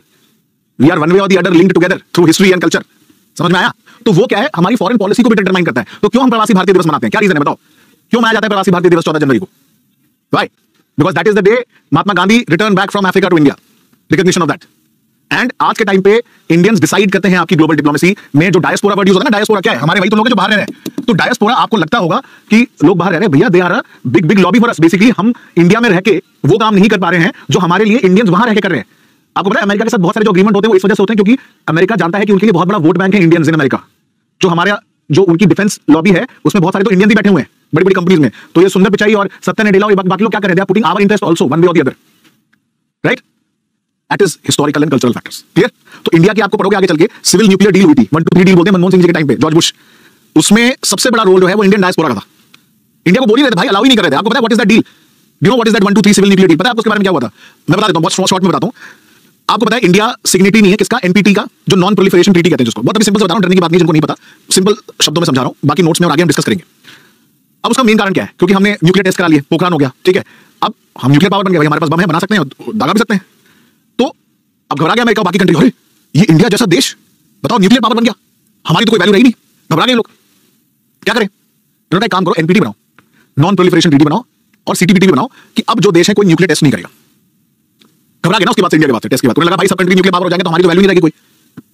तो इन्होंने बोल दिया आप एनपीटी साइन करो और सीटीबीटी भी साइन करो, नहीं तो आपके ऊपर सैंक्शन लगा देंगे। वाजपेयी जी ने बोला हमको कोई फर्क नहीं पड़ता, ठीक है। Vajpayee ji is like that, he was a very, मतलब he was a perfect statesman. मतलब वाजपेयी जी इज लाइक ये अच्छी बात नहीं है, Vajpayee ji is like that, ऐसे बोलते हैं, देखा वीडियो कभी, ये अच्छी बात नहीं है। तो he was like a true statesman, मतलब भाई है तो है, रुतबा है तो है, जो करना कर लो। बिल क्लिंटन ने बोला जो करना कर लो, क्या पता नहीं हम बम फोड़ने वाले, आप फोड़ देंगे। तो नहीं करे साइन, नहीं करेंगे, जो करना कर लो भाई। कभी कभी it is important to send a strong message, जो इंडिया ने भेजा। अब इसके बाद क्या कह रहे हैं? अरे यार इंडिया तो साइन नहीं कर रहा, क्या करा जाए? अब प्रेशर बनाते हैं इस पे कि न्यूक्लियर रिएक्टर तो ये बना रहे हैं, चलो इक्विपमेंट कौन दे देगा? रशिया दे देगा। आपको पता है ना इनिशियल जो हमारे न्यूक्लियर रिएक्टर्स अभी भी आप देखोगे, ठीक है, जो इनिशियल रिएक्टर्स आप देखोगे रशिया नहीं दिए हमें, जो उसकी पूरी टेक्नोलॉजी आप देखोगे, हेवी प्रेशर रिएक्टर्स सारे में। तो बेसिकली मैं उस सीक्वेंस बता रहा हूं, शक्ति इसलिए मैं कह रहा हूं कि this is basically NPT CTBT सारी चीजें। तो पोखरान 1 पोखरान 2 दोनों का सीक्वेंस बता रहा हूं, इसलिए मैं ज्यादा डिटेल में मत जाओ, अभी सिर्फ एक जनरल पर्सपेक्टिव समझ लीजिए, ठीक है। I am not going to the details. अगर सर एनपीटी तो पहले का है, ऑब्वियसली एनपीटी पहले का है, सीटीबीटी फिर ऐसे बाकी सारी चीजें डिटेल में करेंगे, आगे आएगा। सीटीबीटी का नाम है कॉम्प्रिहेंसिव टेस्ट बैन ट्रीटी, कि आप न्यूक्लियर टेस्ट नहीं करा सकते। सो बेसिकली क्या है कि आपने लगा ये साइन तो कर नहीं रहा, क्या करें? तो एक काम करते हैं, इस पे प्रेशर डालते हैं कि न्यूक्लियर तुम्हें रिएक्टर तो तुम बना लोगे क्योंकि रशियन सपोर्ट कर रहे हैं, हम तुमको न्यूक्लियर मटेरियल भी देंगे, क्यों? क्योंकि यूरेनियम तो है नहीं। आपको पता है इंडिया में यूरेनियम तो मिलता नहीं इतना, थोड़ा बहुत मिलता है नॉर्थ ईस्ट में, थोड़ा बहुत जम्मू कश्मीर में मिल जाएगा, थोड़ा बहुत साउथ में मिल जाएगा, अपने पास यूरेनियम है नहीं, तो हमको करना पड़ता है इंपोर्ट, ठीक है। इंपोर्ट करना पड़ता है कहां से? ऑस्ट्रेलिया, कजाकिस्तान, बाकी सारी कंट्रीज से। अब ये जो कंट्री जो यूरेनियम में बहुत ज्यादा रिच है, इनका एक ग्रुप है जिसका नाम है न्यूक्लियर सप्लायर्स ग्रुप, एनएसजी। ये वो कंट्रीज हैं जिनके पास सबसे ज्यादा यूरेनियम मिलता है, न्यूक्लियर मटेरियल मिलता है, ठीक है। लेकिन इन्होंने बोला हम किसी कंट्री को नहीं देंगे यूरेनियम जिन्होंने ये एनपीटी सीटीबीटी साइन नहीं किया, एनपीटी साइन नहीं किया। केस समझ में आया? उन्होंने कहा ये साइन नहीं कर रहा, बहुत अच्छी बात है, मत करने दो। अब प्रेशर बनाते हैं इंडिया में कि हम तुमको न्यूक्लियर एनर्जी के लिए यूरेनियम देने ही नहीं देंगे, ले लो यूरेनियम नहीं मिलेगा। क्यों? क्योंकि एनएसजी ने बोला एक ग्रुप है अपने आप में जो देगा ही नहीं आपको कोई कंट्री जिनके पास यूरेनियम मिलता है जब तक आप ये ट्रीटी साइन नहीं करोगे। बात समझ में आ गई? तो अब ऑब्वियसली इंडिया पे प्रेशर आ गया, I mean renewable energy, nuclear energy भी जाना, कब तक कोल यूज करते रहोगे? प्रेशर आ गया ना। तो अब हमने फिर नेगोशिएशन चालू किया कि देखो बॉस हम तो साइन नहीं करेंगे, ठीक है, हम नहीं करने वाले, साइन नहीं करेंगे चाहे तुम जो कर लो, और हम न्यूक्लियर रिएक्टर भी चलाएंगे, ठीक है। अब इस बात पे आते हैं कि क्या हम आपको दे सकते हैं और आप हमको क्या दे सकते हो। Let's negotiate and let's sit on the table. यही होता है डिप्लोमेसी में कि देखो हमारे दो स्टैंड थोड़े क्लियर है। इंडिया 10 पॉइंट लेके गया, two points are very clear, we are not gonna sign it and we are gonna use it, but we will use nuclear for peaceful purposes. Bomb हम नहीं फोड़ेंगे, लेकिन अगर किसी ने हम पे बम फोड़ा तो भाई साहब पूरा प्रलय आ जाएगा उसके ऊपर। No first use policy. कि देखो हम वैसे तो बड़े शांत मिजाज के आदमी हैं, ठीक है, जैसे बोलते हैं ना वो जाकिर हुसैन की, वैसे तो मैं बहुत सख्त किस्म का इंसान हूं, लेकिन कभी-कभी पिघल जाता हूं। तो इंडिया वाला वैसे तो देखो मैं बहुत सीधा मिजाज की कंट्री हूं। हमने आज मतलब India is the only country जिसने किसी और कंट्री पे, आपने कभी सुना इंडिया ने कभी किसी कंट्री पे इन्वेड कराओ? कभी सुना इंडिया जाके इन्वेड करके हमला बोल दिया इस कंट्री पे, जब तक किसी ने हमको परेशान करने की कोशिश नहीं करी हो, ठीक है। तो कभी ऐसा हुआ नहीं कि India is the only country जिसने शायद इन्वेड नहीं किया, लेकिन हाँ छेड़ोगे तो दिक्कत है। तो ये सब नेगोशिएशन करते करते करते करते फाइनली बात यह है कि चलो we will sign this deal called as Indo US civil nuclear deal, also called as 1-2-3 deal, जिसमें इंडिया के लिए एक्सेप्शन बनाया गया। कोई कंट्री नहीं है वर्ल्ड में, आपको जान के शायद खुशी होगी कि India is the only country जो नॉन सिग्नेटरी है लेकिन फिर भी न्यूक्लियर मटेरियल उसको मिलता है, ठीक है। इंडिया को ही एक्सेप्शन दिया है और वो भी यूएस की वजह से आया, यूएस ने पुश किया, और यूएस में पुश करने का काम किया इंडिया के डायस्पोरा ने, जो इंडियंस बड़े बड़े इन्फ्लुएंशियल इंडियंस थे। उन्होंने बोला देखो बॉस जॉर्ज बुश साहब, इलेक्शन जीतना है तो इंडिया का काम करना पड़ेगा, तभी तुमको वोट देंगे। समझे बात? अब भाई प्रेसिडेंट बनना हो तो दोबारा दो, आपको पता है यूएस में 2 बार बन सकते हो आप, तो देखो जीतना है तुम्हारी पार्टी को तो एक ही तरीका है, सपोर्ट करो इंडिया को। सो दैट इज व्हाट इज। अब देखो आप इसी से सवाल आया था प्रीलिम्स में कि of which of the following countries Which of the following countries are not the signatory of NPT? आप जाके प्रीलिम्स का देखना, आज जाके आप क्लास के बाद क्वेश्चन आप गूगल करोगे मिल जाएगा। प्रीलिम्स का क्वेश्चन है, नॉट वेरी लॉन्ग बैक, 2-3 साल पहले का सवाल है कि इनमें से कौन सी कंट्री एनपीटी की सिग्नेटरी नहीं है। Obviously India, Israel, Pakistan, north Korea, ये सारी कंट्री है जो न्यूक्लियर कंट्रीज तो है लेकिन साइन नहीं करेंगी। बट मैं बेसिकली आपको बताना चाहता था कि डायस्पोरा का रोल कितना इंपॉर्टेंट। तो पहला पॉइंट क्लियर हो गया, historical cultural factors. Next is geographical factors. देखो मैंने ये आपको बहुत डिटेल में एक्सप्लेन कर दे रहा हूं, बाकी स्लाइड्स में दिया हुआ है, ठीक है, स्लाइड्स में नहीं जा रहा हूं मैं एक्सप्लेन यहीं कर दे रहा हूं, स्लाइड्स आपके पढ़ने के लिए है। मैं वो टीचर नहीं हूं जो स्लाइड से पढ़ाता हूं, ठीक है, I am not those kind of teachers. मेरे को स्लाइड ना मिले मैं आपको 3 या 6 घंटे पढ़ा सकता हूं, because the concept is here, the concept is not here, the concept has to be here and the concept has to be here, the concept is not on the slides, that is just to add and help you. यहां होना चाहिए, यहां नहीं, ठीक है। So point क्या है, अब आ जाइए ज्योग्राफिकल फैक्टर्स में। ज्योग्राफिकल फैक्टर्स में क्या हम मंडल थ्योरी को डाल सकते हैं या नहीं डाल सकते हैं? बिल्कुल डाल सकते हैं, ज्योग्राफिकल फैक्टर ही तो है, ऑब्वियसली डाल सकते हैं। यहां पे अभी बताया एनिमी, नेबरिंग, उसके बगल वाला उसका फ्रेंड। दूसरा एक बड़ा फेमस, क्या है, फेमस तो नहीं है बट सत्यवचन है, ठीक है। सत्यवचन क्या है? ये रीत है जिंदगी की, और ये सिर्फ इंडिया के लिए नहीं है, ये हर किसी के लिए है। शशि थरूर को आप जानते होंगे, शशि थरूर जी के, तो उन्होंने अपनी बुक है पैक्स इंडिका, उनकी बुक से मैंने एक रेफरेंस लिया है, अपनी बुक में डाला है। आप मेरे चैप्टर में पढ़ोगे, जो इंडिया इन इट्स नेबरहुड करके चैप्टर आएगा ना, उसमें आप पढ़ोगे, रेफरेंस डाला मैंने। Nobody likes a big neighbour, किसी को भी बड़ा पड़ोसी पसंद नहीं है। समझ में आया? इंडिया हम ही हम हैं, पाकिस्तान बड़े भैया, बांग्लादेश बड़े भैया, श्रीलंका बड़े भैया, बचा लो हमें, डूब गई हमारी economy. So nobody likes a big neighbour. और इंडिया के लिए प्रॉब्लम क्या है कि we have a very hostile neighbourhood. भाई साहब हर कोई मौका परस्ता है, जैसे मौका मिले उस दिन बेच दे इंडिया को। मतलब ऐसा है, हमारा बड़ा हॉस्टाइल सा नेबरहुड है। तो कुछ पहले मतलब आप देखोगे ना, मतलब शुरू की जो हमारी फॉरेन पॉलिसी रही है उसमें अभी ये कंट्रोवर्सी भी उठी है कि इंडिया ना थोड़ा पुशी हो जाता है, क्योंकि हम डोमिनेंट कंट्री है साउथ एशिया में, तो हम कई बार नेपाल को ज्यादा पुश कर देते हैं, बांग्लादेश को ज्यादा पुश कर देते हैं, जिसकी वजह से उनको लगता है ये इंडिया बहुत दबाव बनाता है हम पे। तो इसलिए क्या है, आप बताओ, आपके पड़ोसी ने मर्सिडीज खरीदी, BMW खरीदी, आपको अच्छा नहीं लगता ना? आपको लगता है हमारे पास भी नहीं चाहिए, या उसका घर ज्यादा बड़ा हो जाए, आपको लगता नहीं ना अच्छा कि हमारा पड़ोसी का दीवार इतना बड़ा हो गया, धूप नहीं आ रही। Same is the case. भाई सत्यवचन मैंने बोला, आपकी लाइफ से रिलेटेड है सब। भाई किसको पसंद है? पाकिस्तान को पसंद होगा, इंडिया बढ़ेगा नहीं। नेपाल को नहीं पसंद, बांग्लादेश को भी नहीं पसंद। अब बांग्लादेश भले ही समय आपको लग रहा है फ्रेंडली हो, बट रोज कंपटीशन है ना, बांग्लादेश आ रहा है इंडिया से आगे निकल जाए इकोनॉमिकली, नहीं निकल पा रहे, अभी उनको IMF जाना पड़ा। श्रीलंका भी चाह रहा था कि चाइना से पैसा ले लेते उधार, अपना पोर्ट्स बना लेंगे, बट चाइना का तो अलग ही चल रहा है चेकबुक डिप्लोमेसी, ठीक है। तो ज्योग्राफिकल फैक्टर्स भी है। अब और एग्जांपल बताओ, इंडिया का कॉन्टेक्स्ट बताया, कोई और कंट्री का एग्जांपल बताओ ज्योग्राफिकल फैक्टर्स में। चलो हम इंडिया के बारे में बात कर रहे हैं, but out of context geographical factors में किसी की कंट्री का बताओ फॉरेन पॉलिसी जो डिसाइड होती हो। चाइना एंड ताइवान और सिंगापुर। बेसिकली आप मैप में देख लो ना, हर जगह ही डिसाइडेड है। भाई NATO, Russia, Ukraine was the best example. Ukraine पे हमला क्यों किया रशिया ने? कल मैंने आपको बताया था। भाई तुम उसके घर में घुस के जाके मिसाइल लगा दोगे, ऑब्वियसली मारेगा तुम्हें। आप मैप देखो याला, रुको मैं आपको दिखाता हूं, I will show you. Can everybody see this? तो कोई मैं दिखाई दे रही है? तुम घर पे पहुंच गए उसके, यहां पे तुमने लगा दिया, तुम फिर यहां पे बोल रहे हो यूक्रेन के पास दे दिया, तुम बिल्कुल यहां लगा दी मिसाइल, टर्की को भी दे रखा था, ठीक है, तुमने उसके घर पे पहुंच गए, तो ऑब्वियसली मारेगा ना तुमको यार, वो अपना सेल्फ डिफेंस ना करे। क्यों? क्योंकि आगे आप पढ़ेंगे कि नेटो के साथ अग्रीमेंट था, मिन्स्क एग्रीमेंट जानते हो ना, यूक्रेन वाला जो एग्रीमेंट हुआ था, मिन्स्क एग्रीमेंट, आप लोग कल बात कर रहे थे कि भाई अब ये और एक्सपेंशन नहीं करेंगे। करा ना यूरोप ने, तो गलती किसकी है? पुतिन की गलती है, यूरोप की गलती? आप सोचो। They said we will not expand membership of NATO. भाई साहब अब तो ये कह रहे हैं फिनलैंड को भी ले लो। अभी न्यूज़ में आया आपको पता, फिनलैंड को भी कर लो नेटो में, डेनमार्क ये सबको कर लो, ये सारी बाल्टिक कंट्रीज को बना लो आप। वो कह रहे हैं इसको भी ले लो, सबको ले लो। तो ये अच्छा हिसाब है बॉस, गलती आप करो और आपके ऊपर जब बम फोड़े तो बोले यार ये तो रशिया बदमाश है। Geographical factors because they are connected. Clear? So वो एक अलग एग्जांपल है, ठीक है। पॉलिटिकल फैक्टर्स पे आ जाइए, मतलब मैंने आउट ऑफ इंडिया के कॉन्टेक्स्ट से बाहर बताया ताकि थोड़ा आपकी थिंकिंग होराइजन ब्रॉडन हो। Political factors, how is political factor point in India's foreign policy? Bharat की फॉरेन पॉलिसी में पॉलिटिकल फैक्टर्स कैसे आ गए? एग्जांपल, अच्छा जरा कमेंट में बताओ, एक एग्जांपल बता दो जो बेस्ट पॉलिटिकल फैक्टर बता दो। दो, चलो दो, I give you 2 examples. Let me see how many of you पहले देते हैं एग्जांपल। अच्छा मैं थोड़ा और इजी करता हूं आपके लिए। हमारी डोमेस्टिक पॉलिटिक्स का इफेक्ट फॉरेन पॉलिसी पे पड़ता है किस कंट्री की? हमारी डोमेस्टिक पॉलिटिक्स जो है उसका इफेक्ट फॉरेन पॉलिसी पे देखने को मिलता है। Tamil Nadu Sri Lankan fisherman, right? देखो वो तो अलग है, इस्लामिक कंट्रीज वाला अलग है। And absolutely correct, Teesta water dispute with Bangladesh and West Bengal आ गया। रोहिंग्या भी था, Rohingya was an issue with Bangladesh also in Myanmar. हो गया पॉलिटिकल फैक्टर। क्यों? क्योंकि हमारे डोमेस्टिक पॉलिटिक्स, अब जब तक आपको पता है अम्मा थी कौन, अम्मा जयललिता, बहुत बड़ा इशू था, अभी भी इशू है या नहीं है? अभी भी इशू है। क्यों? क्योंकि तमिलनाडु में जो फिशरमैन है वो इंटरनेशनल बाउंड्री क्रॉस करके श्रीलंका पहुंच जाते हैं, उनको अरेस्ट कर लेती है Sri Lankan navy coast guard. Similarly हम उनको भी अरेस्ट कर लेते हैं। अब ये बहुत बड़ा एक डिप्लोमेटिक इशू है, लेकिन इसको लेके तमिलनाडु में इसीलिए आप देखो कि दो ही पार्टी का दबदबा है, किसका? डीएमके एंड एआईडीएमके, उन्हीं के बीच में पावर ट्रांसफर होता रहता है, क्योंकि वो किसी चीज पे खेल रहे हैं, Tamil politics. They are playing the game of Tamil politics only, कि भाई ये ऐसा है, ये ऐसा है, सेंट्रल गवर्नमेंट कुछ नहीं करती, सेंट्रल गवर्नमेंट ये करती है, सेंट्रल गवर्नमेंट हिंदी लगा रही है, ये हो रहा है, ये हो रहा है। So their concept is all together different, समझो आप? तो पॉलिटिकल फैक्टर सेम, नीचे अम्मा है, मतलब थी जयललिता, वेस्ट बंगाल में दीदी है, दीदी और दीदी, दीदी does not care, let it be. अब बेचारा बांग्लादेश बोल रहा है मैडम हमको पानी चाहिए, बट दीदी नहीं मान रही। अब आप सोचो अभी वो बीबीसी डॉक्यूमेंट्री का इशू चल रहा है, आपने सुना होगा न्यूज़ में, मैंने वीडियो बनाया, वो बीबीसी की डॉक्यूमेंट्री आई प्रधानमंत्री मोदी को लेकर। अब बताओ आप, अब वो पूरे इंडिया में बैन है।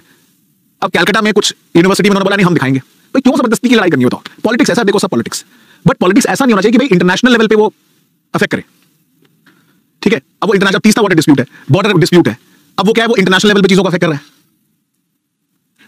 नहीं, अब बेस्ट एग्जांपल दिया मैंने आपको, ये डोमेस्टिक पॉलिटिक्स नहीं है। अब इसमें ऑपोजिशन पार्टी बोल रही है अरे डॉक्यूमेंट्री का जवाब देना पड़ेगा, अब उसमें कौन इन्वॉल्व हो गया? यूके इन्वॉल्व हो गया जबरदस्ती का। क्यों? क्योंकि बीबीसी उनका ऑफिशियल ब्रॉडकास्टर है। हो गया, आ गया पॉलिटिक्स, आ गया political factors influencing foreign policy of India, आगे कि नहीं आ गया? बीबीसी यूके का ऑफिशियल ब्रॉडकास्टर है, उसने डॉक्यूमेंट्री बनाई और किसको ले लिया उन्होंने? जैक स्ट्रॉ को ले लिया, जो कि उनका फॉर्मर सेक्रेटरी है। वो वैसे कंट्रोवर्शियल आदमी है, ठीक है, उसने मंगलम कहानी जो भी है अपना बना दी है एज पर फॉरेन, जो इंडिया के समय कंवल सिबल करके उस समय फॉरेन सेक्रेटरी इंडिया, उन्होंने बोला कि इसकी मंगलम कहानी है, जो कि बात सही नहीं है, उसको बस बेसिकली कंट्रोवर्सी जनरेट करनी थी। देखो लाइफ में एक चीज याद रखना, दो आई am not advocating it, any sort of publicity is a good publicity, चाहे वो नेगेटिव हो, चाहे वो गुड हो, पॉजिटिव हो, पब्लिसिटी तो देखो पब्लिसिटी होती है अल्टीमेटली। चाहे वो आप मूवी की बात कर लो, बैन करो, पैसा कमा रही है, क्योंकि नाम तो हो गया। And you know one thing, I tell you, अभी किसी ने इलॉन मस्क की बात करी थी क्लास में, आपको मैं बात बताता हूं। You know what is the strategy of Elon Musk? एक वीडियो देखा होगा आपने, इलॉन मस्क का बहुत पहले आया था, जिसमें उसने टेस्ला ट्रक पे पत्थर मारा था, वो टूट गया था उसका मिरर, देखा आपने? उसने कहा टेस्ला ट्रक है, देखो भाई टूटेगा नहीं, एंड उसने उठा के पत्थर मारा और टूट गया भाई साहब। तो कह रहे अरे देखो इसकी गाड़ी बेकार, सब लोग बोल रहे हैं अरे इलॉन मस्क पागल हो गया, ये हो गया, वो गया, टूट गया था ना। बट ट्रेंडिंग था कि नहीं था ट्विटर पे? भाई साहब वो आदमी जानता है कैसे ट्रेंड करना है, वो अपना उसकी वजह से लोगों को ये तो समझ में आ गया कि टेस्ला ट्रक भी बना रहा है, नहीं तो किसको पता टेस्ला ट्रक बनाता है। So you have to know how to be in news, and that is what even BBC wanted to do. भाई कंपनी डूब रही है, उनकी कंपनी का पूरा देश डूब रहा है, कंपनी का पूरा देश डूब रहा है। यूके की economy is in a very bad position Brexit के बाद से, पढ़ेंगे हम लोग आगे। बार-बार 3 प्राइम मिनिस्टर बदल चुके हो आप, तो कह रहे भाई कहीं से तो कुछ पैसा कमाए, चलो बीबीसी की डॉक्यूमेंट्री बेच के पैसा कमाया जाए, जिसको लेकर ऋषि सुनक बोल चुके हैं कि I don't approve of what they are saying. भाई तुमने अलाउ कैसे कर दिया? तुमने अलाउ कैसे कर दिया? सब पॉलिटिक्स है, सब खेला है, खेला समझे आप लोग? Any sort of publicity is a good publicity. Political factors, economic में आ जाए यार, ये तो देखो आपको पता ही है, ultimately everything is driven by economic interest.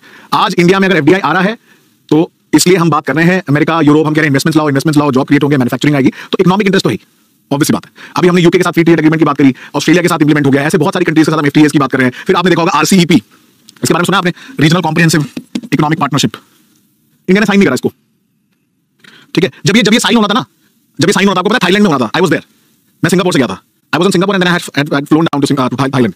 सो ये थाईलैंड में साइन होना था, ये एग्रीमेंट जो था, मोदी जी गए, डिस्कशन हो रहे थे, बिकॉज बहुत सारी कंट्रीज इन्वॉल्व थी, नहीं साइन हुआ।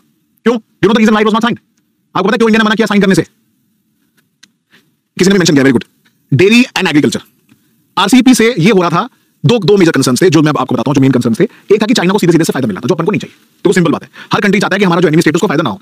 आरसीईपी से सीधे चाइना को फायदा हो रहा था। क्यों? क्योंकि आरसीईपी में क्या था, हमें इन सारी कंट्रीज से जो भी सामान लेंगे उसको सस्ते दाम पे लेंगे। बहुत सिंपल सा फंडा है, ठीक है। आरसीईपी बोल रहा था कि जितनी भी कंट्रीज से हम सामान लेंगे वो सस्ते मिलेंगे, ठीक है, जो अग्रीमेंट साइन करेगी। बट एक बात बताओ मुझे, मैं जापान से मान लो सामान खरीद रहा हूं, ध्यान से सुनना, क्या मैं गारंटी के साथ बोल सकता हूं कि वो सामान जापान में बनाया या चाइना में बनाया? नहीं कह सकता ना। That is where the question was of rules of origin. ये आपने देखा होगा, एक क्वेश्चन आया था रूल ऑफ ओरिजिन की, कहां बनाया सर? जापान में आप बेच रहे हो, मैं तो जापान के सामान के सस्ते में दे रहा हूं, बट अल्टीमेटली उसको बनाने के लिए आपने सामान जो है रॉ मटेरियल तो चाइना से लिया, तो फायदा किसका हुआ? इवेंचुअली चाइना को हुआ ना, हम तो नहीं चाहते, हम नहीं कर रहे साइन, क्योंकि rules of origin were not clear कि whether if I am buying that product and I am giving some rates to them, उनको मैं कंजर्वेटिव रेट दे रहा हूं, डिस्काउंट दे रहा हूं, तो फायदा तो चाइना की इकोनॉमी को पहुंच रहा है ना। और दूसरा था डेयरी एंड एग्रीकल्चर। न्यूजीलैंड बोल रहा है, न्यूजीलैंड का डेयरी इंडस्ट्री बड़ी बड़ी है, बहुत सिग्निफिकेंट साइज की है, वो बोल रहे हैं आपको इंडिया हम सस्ते दामों में डेयरी प्रोडक्ट्स बेचेंगे। तो हमारे डेयरी प्रोडक्ट्स का क्या होगा? वर्ल्ड का लार्जेस्ट प्रोड्यूसर है मिल्क का इंडिया, पता है आपको? India is the largest producer of milk and largest cattle population in the world. तो हमारी उनका क्या होगा फिर डोमेस्टिक इकोनॉमी का? मतलब जो हमारे बेचारे जो एमएसएमईज हैं, जो इस सेक्टर में है, जो हमारे किसान हैं, एग्रीकल्चर जो में इन्वॉल्व है, उनको फिर नुकसान होता है। तो we did not agree, these two were major sticking points. तो यही सब चीजें होती है जो आपको देखनी होती है इंटरनेशनल नेगोशिएशन में, कि क्या मेरे बेनिफिट्स आउटवे करते हैं टू द कॉस्ट इन्वॉल्व, कि क्या मैं ऐसी चीजों को एब्जॉर्ब कर सकता हूं जो मैनेज हो सकती हैं या नहीं हो सकती हैं। कि मैं चलो ये देखता हूं कि 50 सामान मुझे सस्ते मिल रहे हैं, लेकिन क्या 2 जो मुझे महंगे हो जाएंगे उससे मेरा कितनी पॉपुलेशन इफेक्ट होगी? Which is very significant point, right? China को तो हम फायदा दे नहीं सकते, और दूसरी चीज हमारा जो मेन प्राइमरी सेक्टर है वही इफेक्ट हो जाता। क्योंकि देखो आपको ये भी समझना है, it is also economic factor is also linked to political factor. कैसे? बिकॉज आपका किसान एक बहुत बड़ा वोट बैंक है भाई, आप किसान को अफेक्ट करोगे वोट थोड़ी पाओगे। पंजाब में क्या हुआ? फार्म लॉस, कौन जीता? एग्जांपल है आपके सामने, कनाडा भी आ गया, ये भी आ गया, वो भी आ गया, सब लोग आ गए, यहाँ पे फार्म लॉस को लेकर लॉबी प्रोटेस्ट चल रहा था। क्लियर? समझ में आया एवरीवन? राइट? स्ट्रेटेजिक फैक्टर्स बताओ जी, स्ट्रेटेजिक फैक्टर का एग्जांपल बताइए। How strategic factor deciding our foreign policy? बताइए कैसे हमारा स्ट्रेटेजिक फैक्टर जो है वो हमारी फॉरेन पॉलिसी को कैसे डिसाइड करता है? पहले तो बताइए स्ट्रेटेजिक का मतलब क्या है। इसका बेस्ट एग्जांपल है इंडियन ओशन रीजन, ठीक है? Indian ocean, quad, AUKUS. तो बेसिकली इंडियन ओशन में दबदबा इंडिया का ही रहेगा, और उसको मेंटेन करना और चाइना का दबदबा ना रहे उसके लिए क्या करना पड़ेगा? हमें अलायंस बनाने पड़ेंगे, जैसे हमने बनाया, क्वाड बनाया, फिर ऑकस के साथ भी कोऑपरेट कर रहे हैं। और किसके साथ एग्रीमेंट साइन किया हुआ है हमने? मालदीव्स, सिशलीज, मोजाम्बिक। देखिए इसलिए मैं आपके लिए लाया हूं आज मैप। ये इंडिया का दबदबा बनाने का एक तरीका है इंडियन ओशन। भाई साहब मौका ही नहीं देना चाइनीज को मौका ही नहीं देना कि इंडियन ओशन में आए हो। जहां तुम बनाओगे उसके पीछे हम बनाएंगे। म्यांमार में भी है, थाईलैंड में भी है, मलेशिया में भी है, सिंगापुर में भी, इंडोनेशिया में जो पोर्ट है उसका नाम है सबांग। मैं नाम लिख देता हूं यहाँ पे। इंडोनेशिया में यहाँ पे एक पोर्ट है उसका नाम है सबांग करके, वो इंडिया को दिया गया है। सिंगापुर वाले का नाम है चांगी करके नेवल बेस है, चांगी। सबांग है यहाँ पे इंडोनेशिया पर, यहाँ पे, ताकि इस एरिया में जो भी चाइनीज सबमरीन आती है उसको रोका जा सके या उसका एक्सेस देखा जा सके। कोकोस आइलैंड ऑस्ट्रेलिया का, मालदीव्स, श्रीलंका में वैसे तो हमन होता है, चाइना को दे रखा है उन्होंने, बट फिर भी श्रीलंका के एक ट्रिनकॉमली पोर्ट है जहां पे इंडिया का इंफ्लुएंस है। उसके ठीक नीचे डिएगो गार्सिया, अमेरिका का सबसे बड़ा नेवल बेस है outside America, which is actually ये बेसिकली यूके की टेरिटरी थी, क्योंकि मॉरिशस यूके की कॉलोनी थी। तो मॉरिशस को उन्होंने कहा इंडिपेंडेंस एक ही कंडीशन में देंगे, अगर हमको ये तुम दे दोगे। तो basically Diego Garcia is a part of Chagos archipelago. ठीक है, इसको बोलते हैं शागोस, CHAGOS, शागोस आर्किपेलागो। तो बेसिकली चेन ऑफ आइलैंड्स थे, तो उसमें डिएगो गार्सिया जो है एक चेन ऑफ आइलैंड है, मतलब एक आइलैंड है जहां पे यूएस का नेवल बेस है। तो यहाँ पे यूएस जो है वो रहती है ताकि इस एरिया में दबदबा बना के रखें। फिर यहीं पे आप देखोगे, इधर की तरफ आ जाओ, मेडागास्कर पे इंडिया की port facility, Reunion island, Seychelles, Mauritius, Oman में जो पोर्ट है उसका नाम है दाकुम पोर्ट, DUKM, मिला, इंडियन नेवी को मिला हुआ है आने के लिए, दाकुम नाम है, DUKM, दाकुम पोर्ट। ठीक है, फिर अभी यूएई के साथ भी हमने एग्रीमेंट साइन किया है कि हमको भाई एक्सेस चाहिए। चाबहार तो आप जानते हो, ईरान वाला। अब जिबूती दिखा ये बीच में, हॉर्न ऑफ अफ्रीका वाला, ये जिबूती। यहां पे बात चल रही है कि बनाया जाए, क्योंकि चाइना अपना बेस बना रहा है ऑलरेडी। यहां पे फ्रांस का, जापान का, यूएस का बेस है। चाइना भी ऑलरेडी उसको अपना जो बेस है उसको यहां पे स्ट्रेंथन कर रहा है। तो इंडिया की बात चल रही है। ठीक है, तो ये क्या है, ये स्ट्रेटेजिक फैक्टर है। So why are we signing agreement or why are we cooperating with these countries? क्यों करें भाई, क्यों करें? क्योंकि स्ट्रेटेजिक फैक्टर है। समझ में आया? अपने को इंडियन ओशन किसी भी हालत में चाइना को नहीं देना है। तो जो चाइना करता है यहां पे क्या कर रहा है, वो स्ट्रिंग ऑफ पर्ल्स, ऐसे अलग अलग पोर्ट पे एक्सेस ले रहा है। इंडिया उसको काउंटर कर रहा है बाय डायमंड नेकलेस स्ट्रेटजी। आप सुनोगे, बार बार आएगा डायमंड नेकलेस। ठीक है, डायमंड नेकलेस कैसे? इंडिया ने वियतनाम के साथ एग्रीमेंट साइन किया, यहां पे साइन किया, तो उसको काउंटर करेंगे डायमंड नेकलेस। उसको हम इधर से घेरेंगे, हमने मंगोलिया के साथ साइन किया, सेंट्रल एशिया के साथ किया, तो हमको यहां से घेरोगे, हम तुमको हर जगह घेरेंगे। ठीक है, तो चाइना कहां घेर रहा है, यहां से घेर रहा है, तो इंडिया उसको उसके बाहर के पेरिफेरी, बेसिकली मंडल थ्योरी का एप्लीकेशन और कुछ है कि नहीं। मेरा जो सर्किल है, मैं उस सर्किल के इन्फ्लुएंस को एक्सपैंड कर रहा हूं। तुम मुझे यहां से घेरोगे इतने सर्किल में, मैं तुम्हारे पीछे वाले दोस्त जो नेबर है उससे दोस्ती कर लूंगा। मंडल थ्योरी का एप्लीकेशन हो गया, नहीं हो गया? ठीक है, हो गया कि नहीं हो गया? मंडल थ्योरी का तुम्हारा सर्किल ये था, मैंने तुम्हारे पीछे वाले सर्किल के साथ दोस्ती कर ली। ऑल एप्लीकेशन है सर, कोई ऐसा हाई फाई थिंग थोड़ी है, इतना डिफिकल्ट नहीं है फॉरेन ये इंटरनेशनल रिलेशंस, अगर बेसिक्स क्लियर है तो। Clear? So this is one of the examples of strategic factors. अब एक और स्ट्रेटेजिक फैक्टर यहां पे,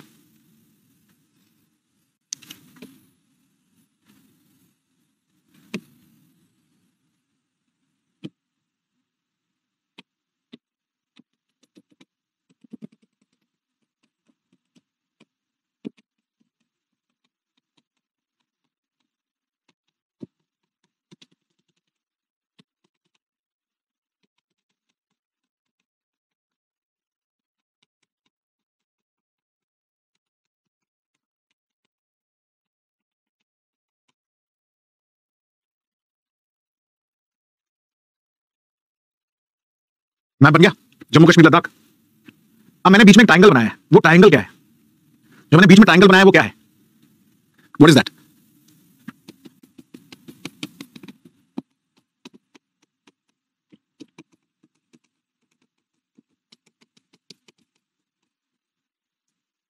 it is Siachen glacier.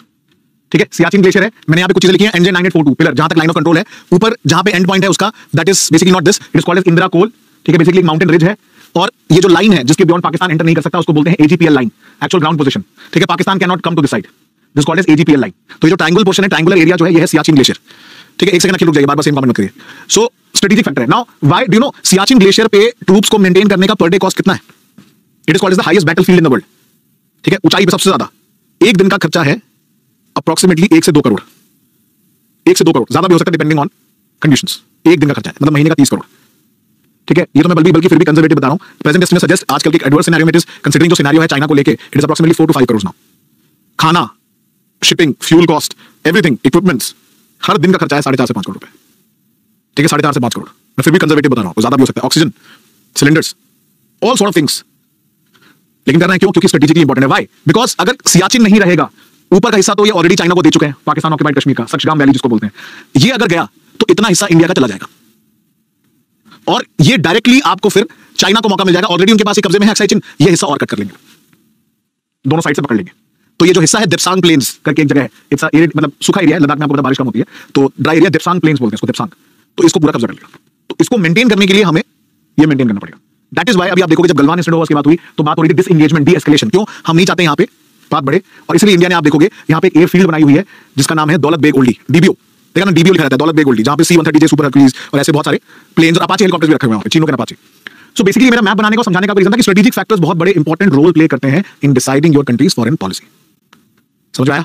Map कैसे बनाते हैं ये भी आपको समझ में आ गया। देखिए, you don't have to be a perfectionist. ये एग्जाम परफेक्शनिस्ट नहीं ढूंढ रहा है, ये एग्जाम ये ढूंढ रहा है कि आप कैसे इजीली चीजों को कन्वे कर सकते हो।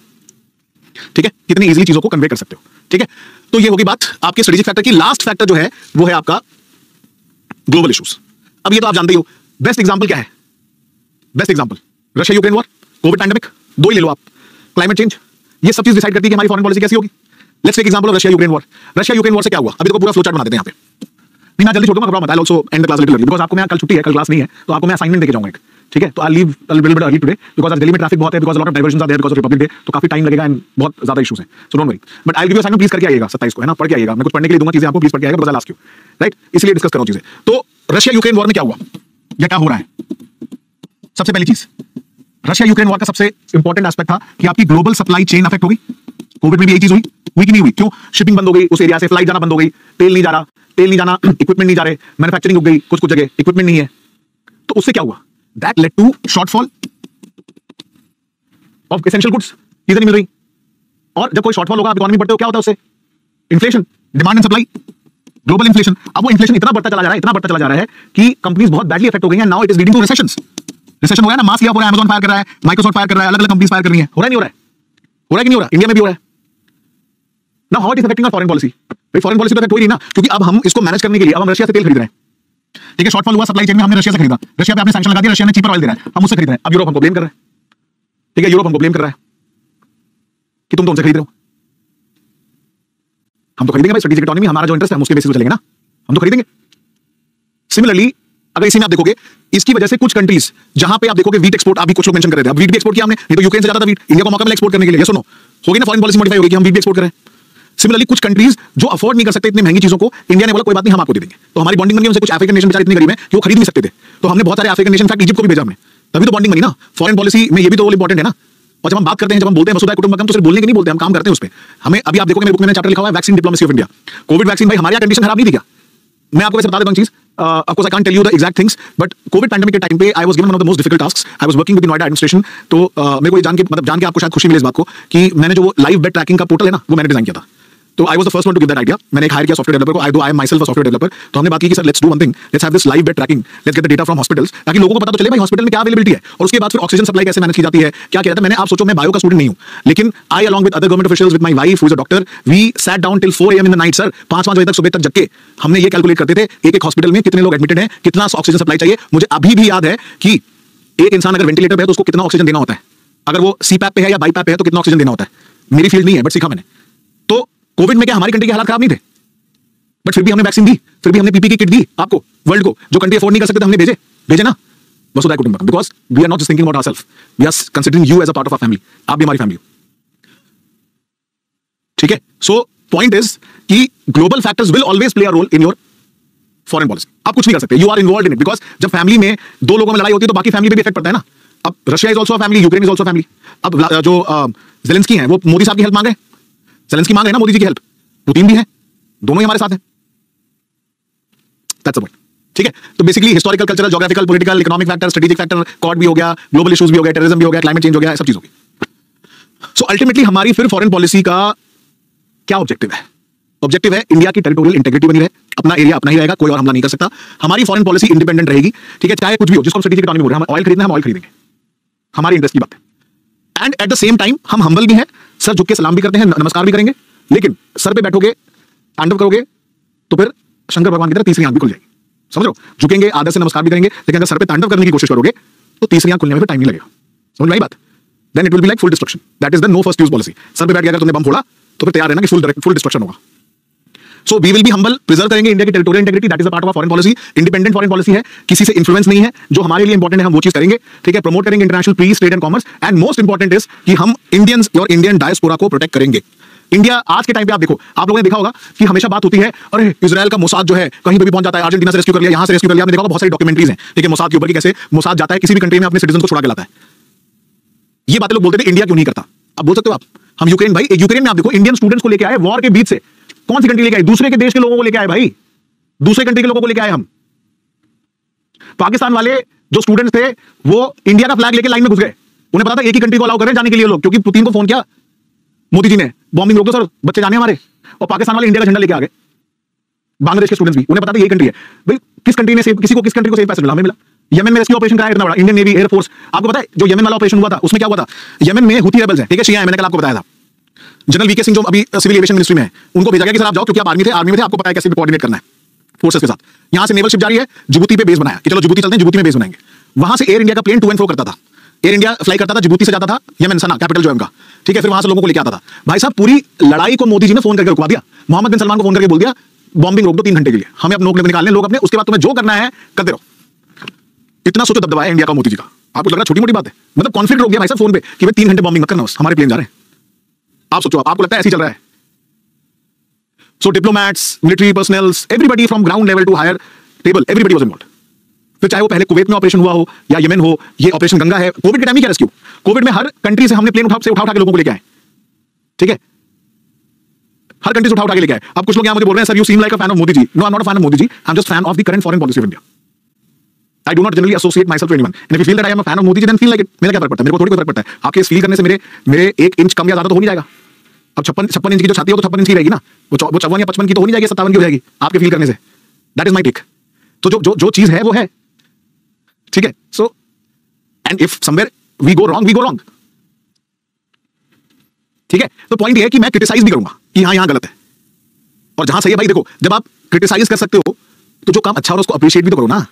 ये थोड़ी ना सिर्फ क्रिटिसाइज करोगे। अगर कोई चीज अच्छी हो रही है तो अप्रिशिएट भी करो, अगर कोई चीज नहीं अच्छी हो रही तो क्रिटिसाइज भी करो। And that is what is our ethos of democracy. हमारे कॉन्स्टिट्यूशन का तो यही है ना, article 19, freedom of speech and expression without any derogatory comment. आ गया कॉन्स्टिट्यूशन, क्या बोलता है? You have freedom of speech and expression but you can not be disrespectful to anybody. आप उसको गाली गलौज नहीं कर सकते, ठीक है, उसके खिलाफ कोई ऐसा केस चीज नहीं कर सकते जिससे आपके ऊपर डिफेमेशन फाइल हो जाए। सिटिशन नहीं कर सकते आप, रिस्ट्रिक्शन लगेगा ना सर। बट होता है क्या? आप देखो प्रधानमंत्री मोदी जी को, मतलब शायद India is one of those countries जहां पे बाकी लोग ट्विटर पे क्या कर रहे हैं, ट्विटर पे बस बवाल हो रहा है कि इंडिया में बहुत ज्यादा खतरा है, इंडिया में ये होता है, सरकार के खिलाफ ये बोल दो, ये हो जाएगा। भाई साहब एक बार सऊदी अरेबिया में बोल के दिखाओ मोहम्मद बिन सलमान के खिलाफ, आप बोल के दिखा दो जरा, या शी जिनपिंग के बारे में जरा बोल दो एक बार चाइना में, तब पता चलेगा। या तालिबान के बारे में जरा बोल के दिखाओ अफगानिस्तान में ट्विटर पे, तब क्यों नहीं बोलते हो? और यहां पे भाई साहब प्राइम मिनिस्टर की, चलो इंसान की रिस्पेक्ट नहीं है भाई, कुर्सी की तो रिस्पेक्ट कर लो, कुर्सी की तो रिस्पेक्ट कर लो। Don't, if you don't want to respect the person, at least respect the chair or the position that person is holding, right? So anyway, it's a senseless debate. The point is कि as a teacher मैं सिर्फ आपको वही चीज पढ़ा सकता हूं जो चल रही है।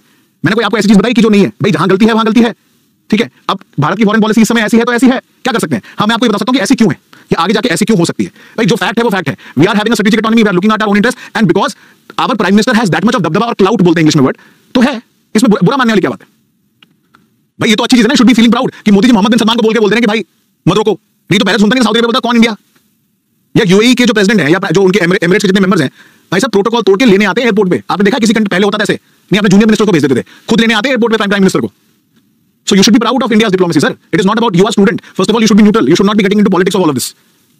It is relevant, of course it is relevant. Abhishek बोल रहे हैं sir is it relevant, of course it is relevant. That shows the level of trust India के ऊपर है इन कंट्रीज का, ठीक है। दैट शोज दैट इंडिया के ऊपर कितना लेवल ऑफ ट्रस्ट है और इंडिया की कितनी बात सुनी जाती है। That is how diplomacy works.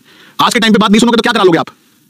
बहुत छोटा सा एग्जांपल देता हूं। आज ही हमारी क्लास चल रही है, किस वजह चल रही है? आईटी, इंटरनेट सस्ता है, आप लोग क्लास देख सकते हो। कैसे हुआ? बिकॉज हमारी फॉरेन पॉलिसी अच्छी थी। राजीव गांधी जी ने आईटी रेवोल्यूशन लेके आए। राजीव गांधी जी को अप्रिशिएट किया जाना चाहिए, बिल्कुल किया जाना चाहिए। तो मैं वही बता रहा हूं, I will appreciate everybody who has done good work and I will also raise questions if you have not done good work. Rajiv Gandhi should be given credit for it because he brought IT revolution in India. तो जब हम foreign policy अलग अलग prime ministers की पढ़ेंगे, अब जैसे इंदिरा गांधी है, इंदिरा गांधी जी के बारे में कोई कुछ भी बोले कि इमरजेंसी लेके आई, वो इंटरनल डोमेस्टिक पॉलिसी थी, बट फॉरेन पॉलिसी में दबदबा बनाया ना। भाई साहब रशिया आ गया था सपोर्ट करने के लिए, यही अमेरिका और यूके पाकिस्तान के सपोर्ट में थे 71 में। So you should appreciate the good work and of course criticise the bad work, ठीक है। That is where will end. What you have to do is, ये जो फेजेस है ना, आपको यहां तक पढ़ना है। आपको मैं पीपीटी दे दूंगा, जस्ट गो टिल, मैं इसको एक्सप्लेन करूंगा but just go through, quick read कर लेना इसको, ठीक है। जो पीपीटी है ना, रीसेंट पॉलिसीज क्या है, एक्ट ईस्ट क्या होता है, लुक वेस्ट क्या होता है, क्योंकि आपके पास पूरा एक दिन है तो इसको रीड कर लेना बस। मैं क्लास में आके 27 तारीख को इसको डिस्कस करूंगा, ठीक है। Now if you have any questions you can take that, will take that up in house. ज्यादा नहीं लेंगे, जल्दी छोड़ दूंगा, 5 मिनट पहले मतलब मैं सोचा था 8:30 छोड़ दूंगा, बट लेट्स सी क्वेश्चन ले लेते हैं, कुछ 3-4 क्वेश्चन ले लेते हैं, ठीक है। I hope the class was good. अगर किसी को भाई देखो बुरा लग रहा है तो अपॉलॉजीज, बट आई थिंक मैंने ऐसा कुछ बोला नहीं कि आपको बुरा लगना चाहिए। देखो रियलिटी है वो आपकी, वो ये बताता है कि आपकी आइडियोलॉजी क्या है, and as a student you should not have an ideology. अगर देखो इस एग्जाम को क्लियर करना है, मेरा आपसे एक विनम्र निवेदन है, एक रिक्वेस्ट है कि आंसर में ना आपके बायस दिख जाएगा, ठीक है। आपके आंसर में बायस दिख जाएगा, तो ना ज्यादा सपोर्ट करो और ना ज्यादा क्रिटिसाइज करो। गौतम बुद्ध के मार्ग पे चलो। कौन सा मार्ग? मध्यम मार्ग, बैलेंस आंसर, ठीक है। गौतम बुद्ध का मार्ग सबसे बढ़िया मार्ग, middle path, that's it, and that is where you get the marks. That is how you have to do. बताइए, मुझे लगता नहीं ऐसे डाउट होगा। क्या डाउट पूछोगे वैसे? हाँ, बाय द वे, आप सभी लोगों को गणतंत्र दिवस की हार्दिक शुभकामनाएं। It's coming at a very very important stage for India. Wishing you all a very very happy Republic Day. वैसे तो छुट्टी है, बट आपके लिए असाइनमेंट है। It is a very very significant time because India is going to head the G20 presidency.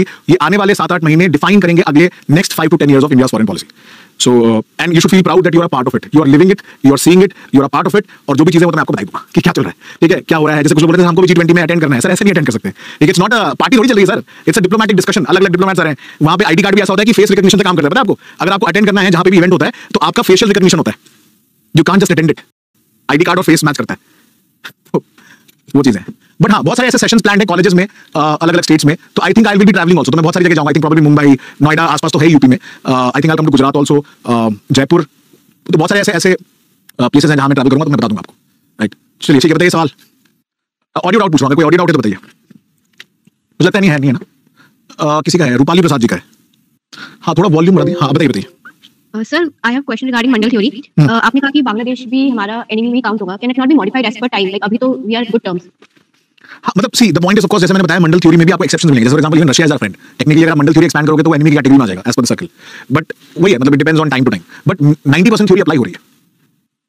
ठीक है, okay, thank you sir. Thank you. Mahendra Pratap ji बताइए। सर वो असाइनमेंट का पूछना है। हाँ, फिर से बताइए, आवाज नहीं आ रही है। सर मैं ऑडिबल हूं? हाँ जी बताइए। सर वो असाइनमेंट का पूछना था, आप कुछ असाइनमेंट बता रहे थे। असाइनमेंट में पढ़ना है आपको, ये पीपीटी पढ़ के आनी है पूरी आज वाली। Just read. आपका असाइनमेंट ये है कि आपको आज वाली पीपीटी पढ़नी है बेसिकली बिफोर 27th क्लास। कल ऑफ है क्योंकि। ऋतिक। हेलो। हाँ जी बताइए। नमस्ते सर। नमस्ते ऋतिक, बताएं।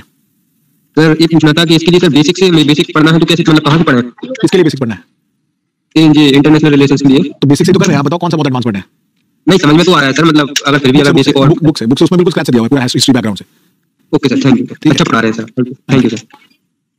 मेरी जिंदगी सफल होगी सर। नहीं थैंक यू। मतलब देखो यार, ऑब्वियसली बात है, टीचर की लाइफ में ये सब चीजें होती है। क्या एक तो सिलेक्शन कि भाई आप लोग का सिलेक्शन हो जाए, if you doing good then अच्छी चीज है। हाँ, मतलब आप में से अगर कुछ और लोग रीच आउट करना चाहते हैं तो I think Instagram is Deepanshu 27 Singh, DEEPANSHU 27 Singh. बाकी the Telegram is Deepanshu Singh UPSC। Twitter पे भी आप सर्च करो, देखो आप गूगल पे सब सर्च करो दीपांशु सिंह UPSC, दीपांशु सिंह, इंस्टाग्राम मिल जाएगा आपको। Generally I am very active on Instagram, Twitter पे। इंस्टाग्राम पे ज्यादा हूं, इंस्टाग्राम एंड टेलीग्राम पे। अनम्यूट अर्निकेश सोनकर, एक सेकंड चेक कर रहे हैं। आपका नाम आपका है रेजर हैंड में? हाँ करेगा, एक सेकंड। अनिकेश बताइए, कर दिया अनम्यूट? आपको करना पड़ेगा अनम्यूट। सर हाँ सर मैं ये जानना चाहता था G20 की जो समिट होती है सर। हेलो। हाँ बोलो बोलो, सुन रहा हूँ मैं। सर जैसे दिसंबर से स्टार्ट हो रहा है और 2023 की इवनिंग होगा, तो सर इनकी समिट होती कैसे सर? मतलब कैसे इनके जो मिनिस्टर होते हैं हर मंथ में आते हैं, कैसे होता है सर? ये जानना है सर। यार एक्चुअली देखो क्या ना, अलग अलग मतलब डिटेल में तो मैं आपको बताऊंगा बाद में, क्योंकि जब हम पढ़ेंगे ऑर्गेनाइजेशंस। बट क्योंकि आपने सवाल पूछा है तो देखो मेन होता है मिनिस्टरियल समिट, जिसमें मिनिस्टर्स बाद में मिलते हैं। बट उसके पहले बहुत सारे पॉलिसी थिंक टैंक, देखो अलग अलग एंगेजमेंट ग्रुप्स हैं, जैसे बिजनेस 20, T20, Women 20। तो ऐसे अलग अलग ग्रुप्स होते हैं जो बातचीत करते हैं, आपस में इशू समझते हैं और फिर उनको समझ के फिर एक अलग अलग पॉलिसी डॉक्यूमेंट बनाया जाता है कि हम क्या कर सकते हैं। तो लास्ट में होता है ministerial summit and ministerial declaration and declaration signed by G20 members. तो बहुत बाद में होगा, सितंबर में होता है वो। सितंबर में एंड होगी, आप देखोगे जो समिट्स होंगे। तो that's a very long drawn process. ये सारे अभी देखोगे छोटे छोटे आप देख लोगे, कोई उदयपुर में मीटिंग हुई, कोई बॉम्बे में हुई, कहीं कुछ हुई, अभी गुजरात में हुई। तो वो अलग अलग छोटे छोटे लेवल पे ये सब चीजें चलती रहती है। चलो thank you so much everyone, have a good day, wishing you all happy Republic Day and मिलते हैं 27 को। प्लीज पढ़ के आइएगा। Thank you, good night, bye bye, thank you.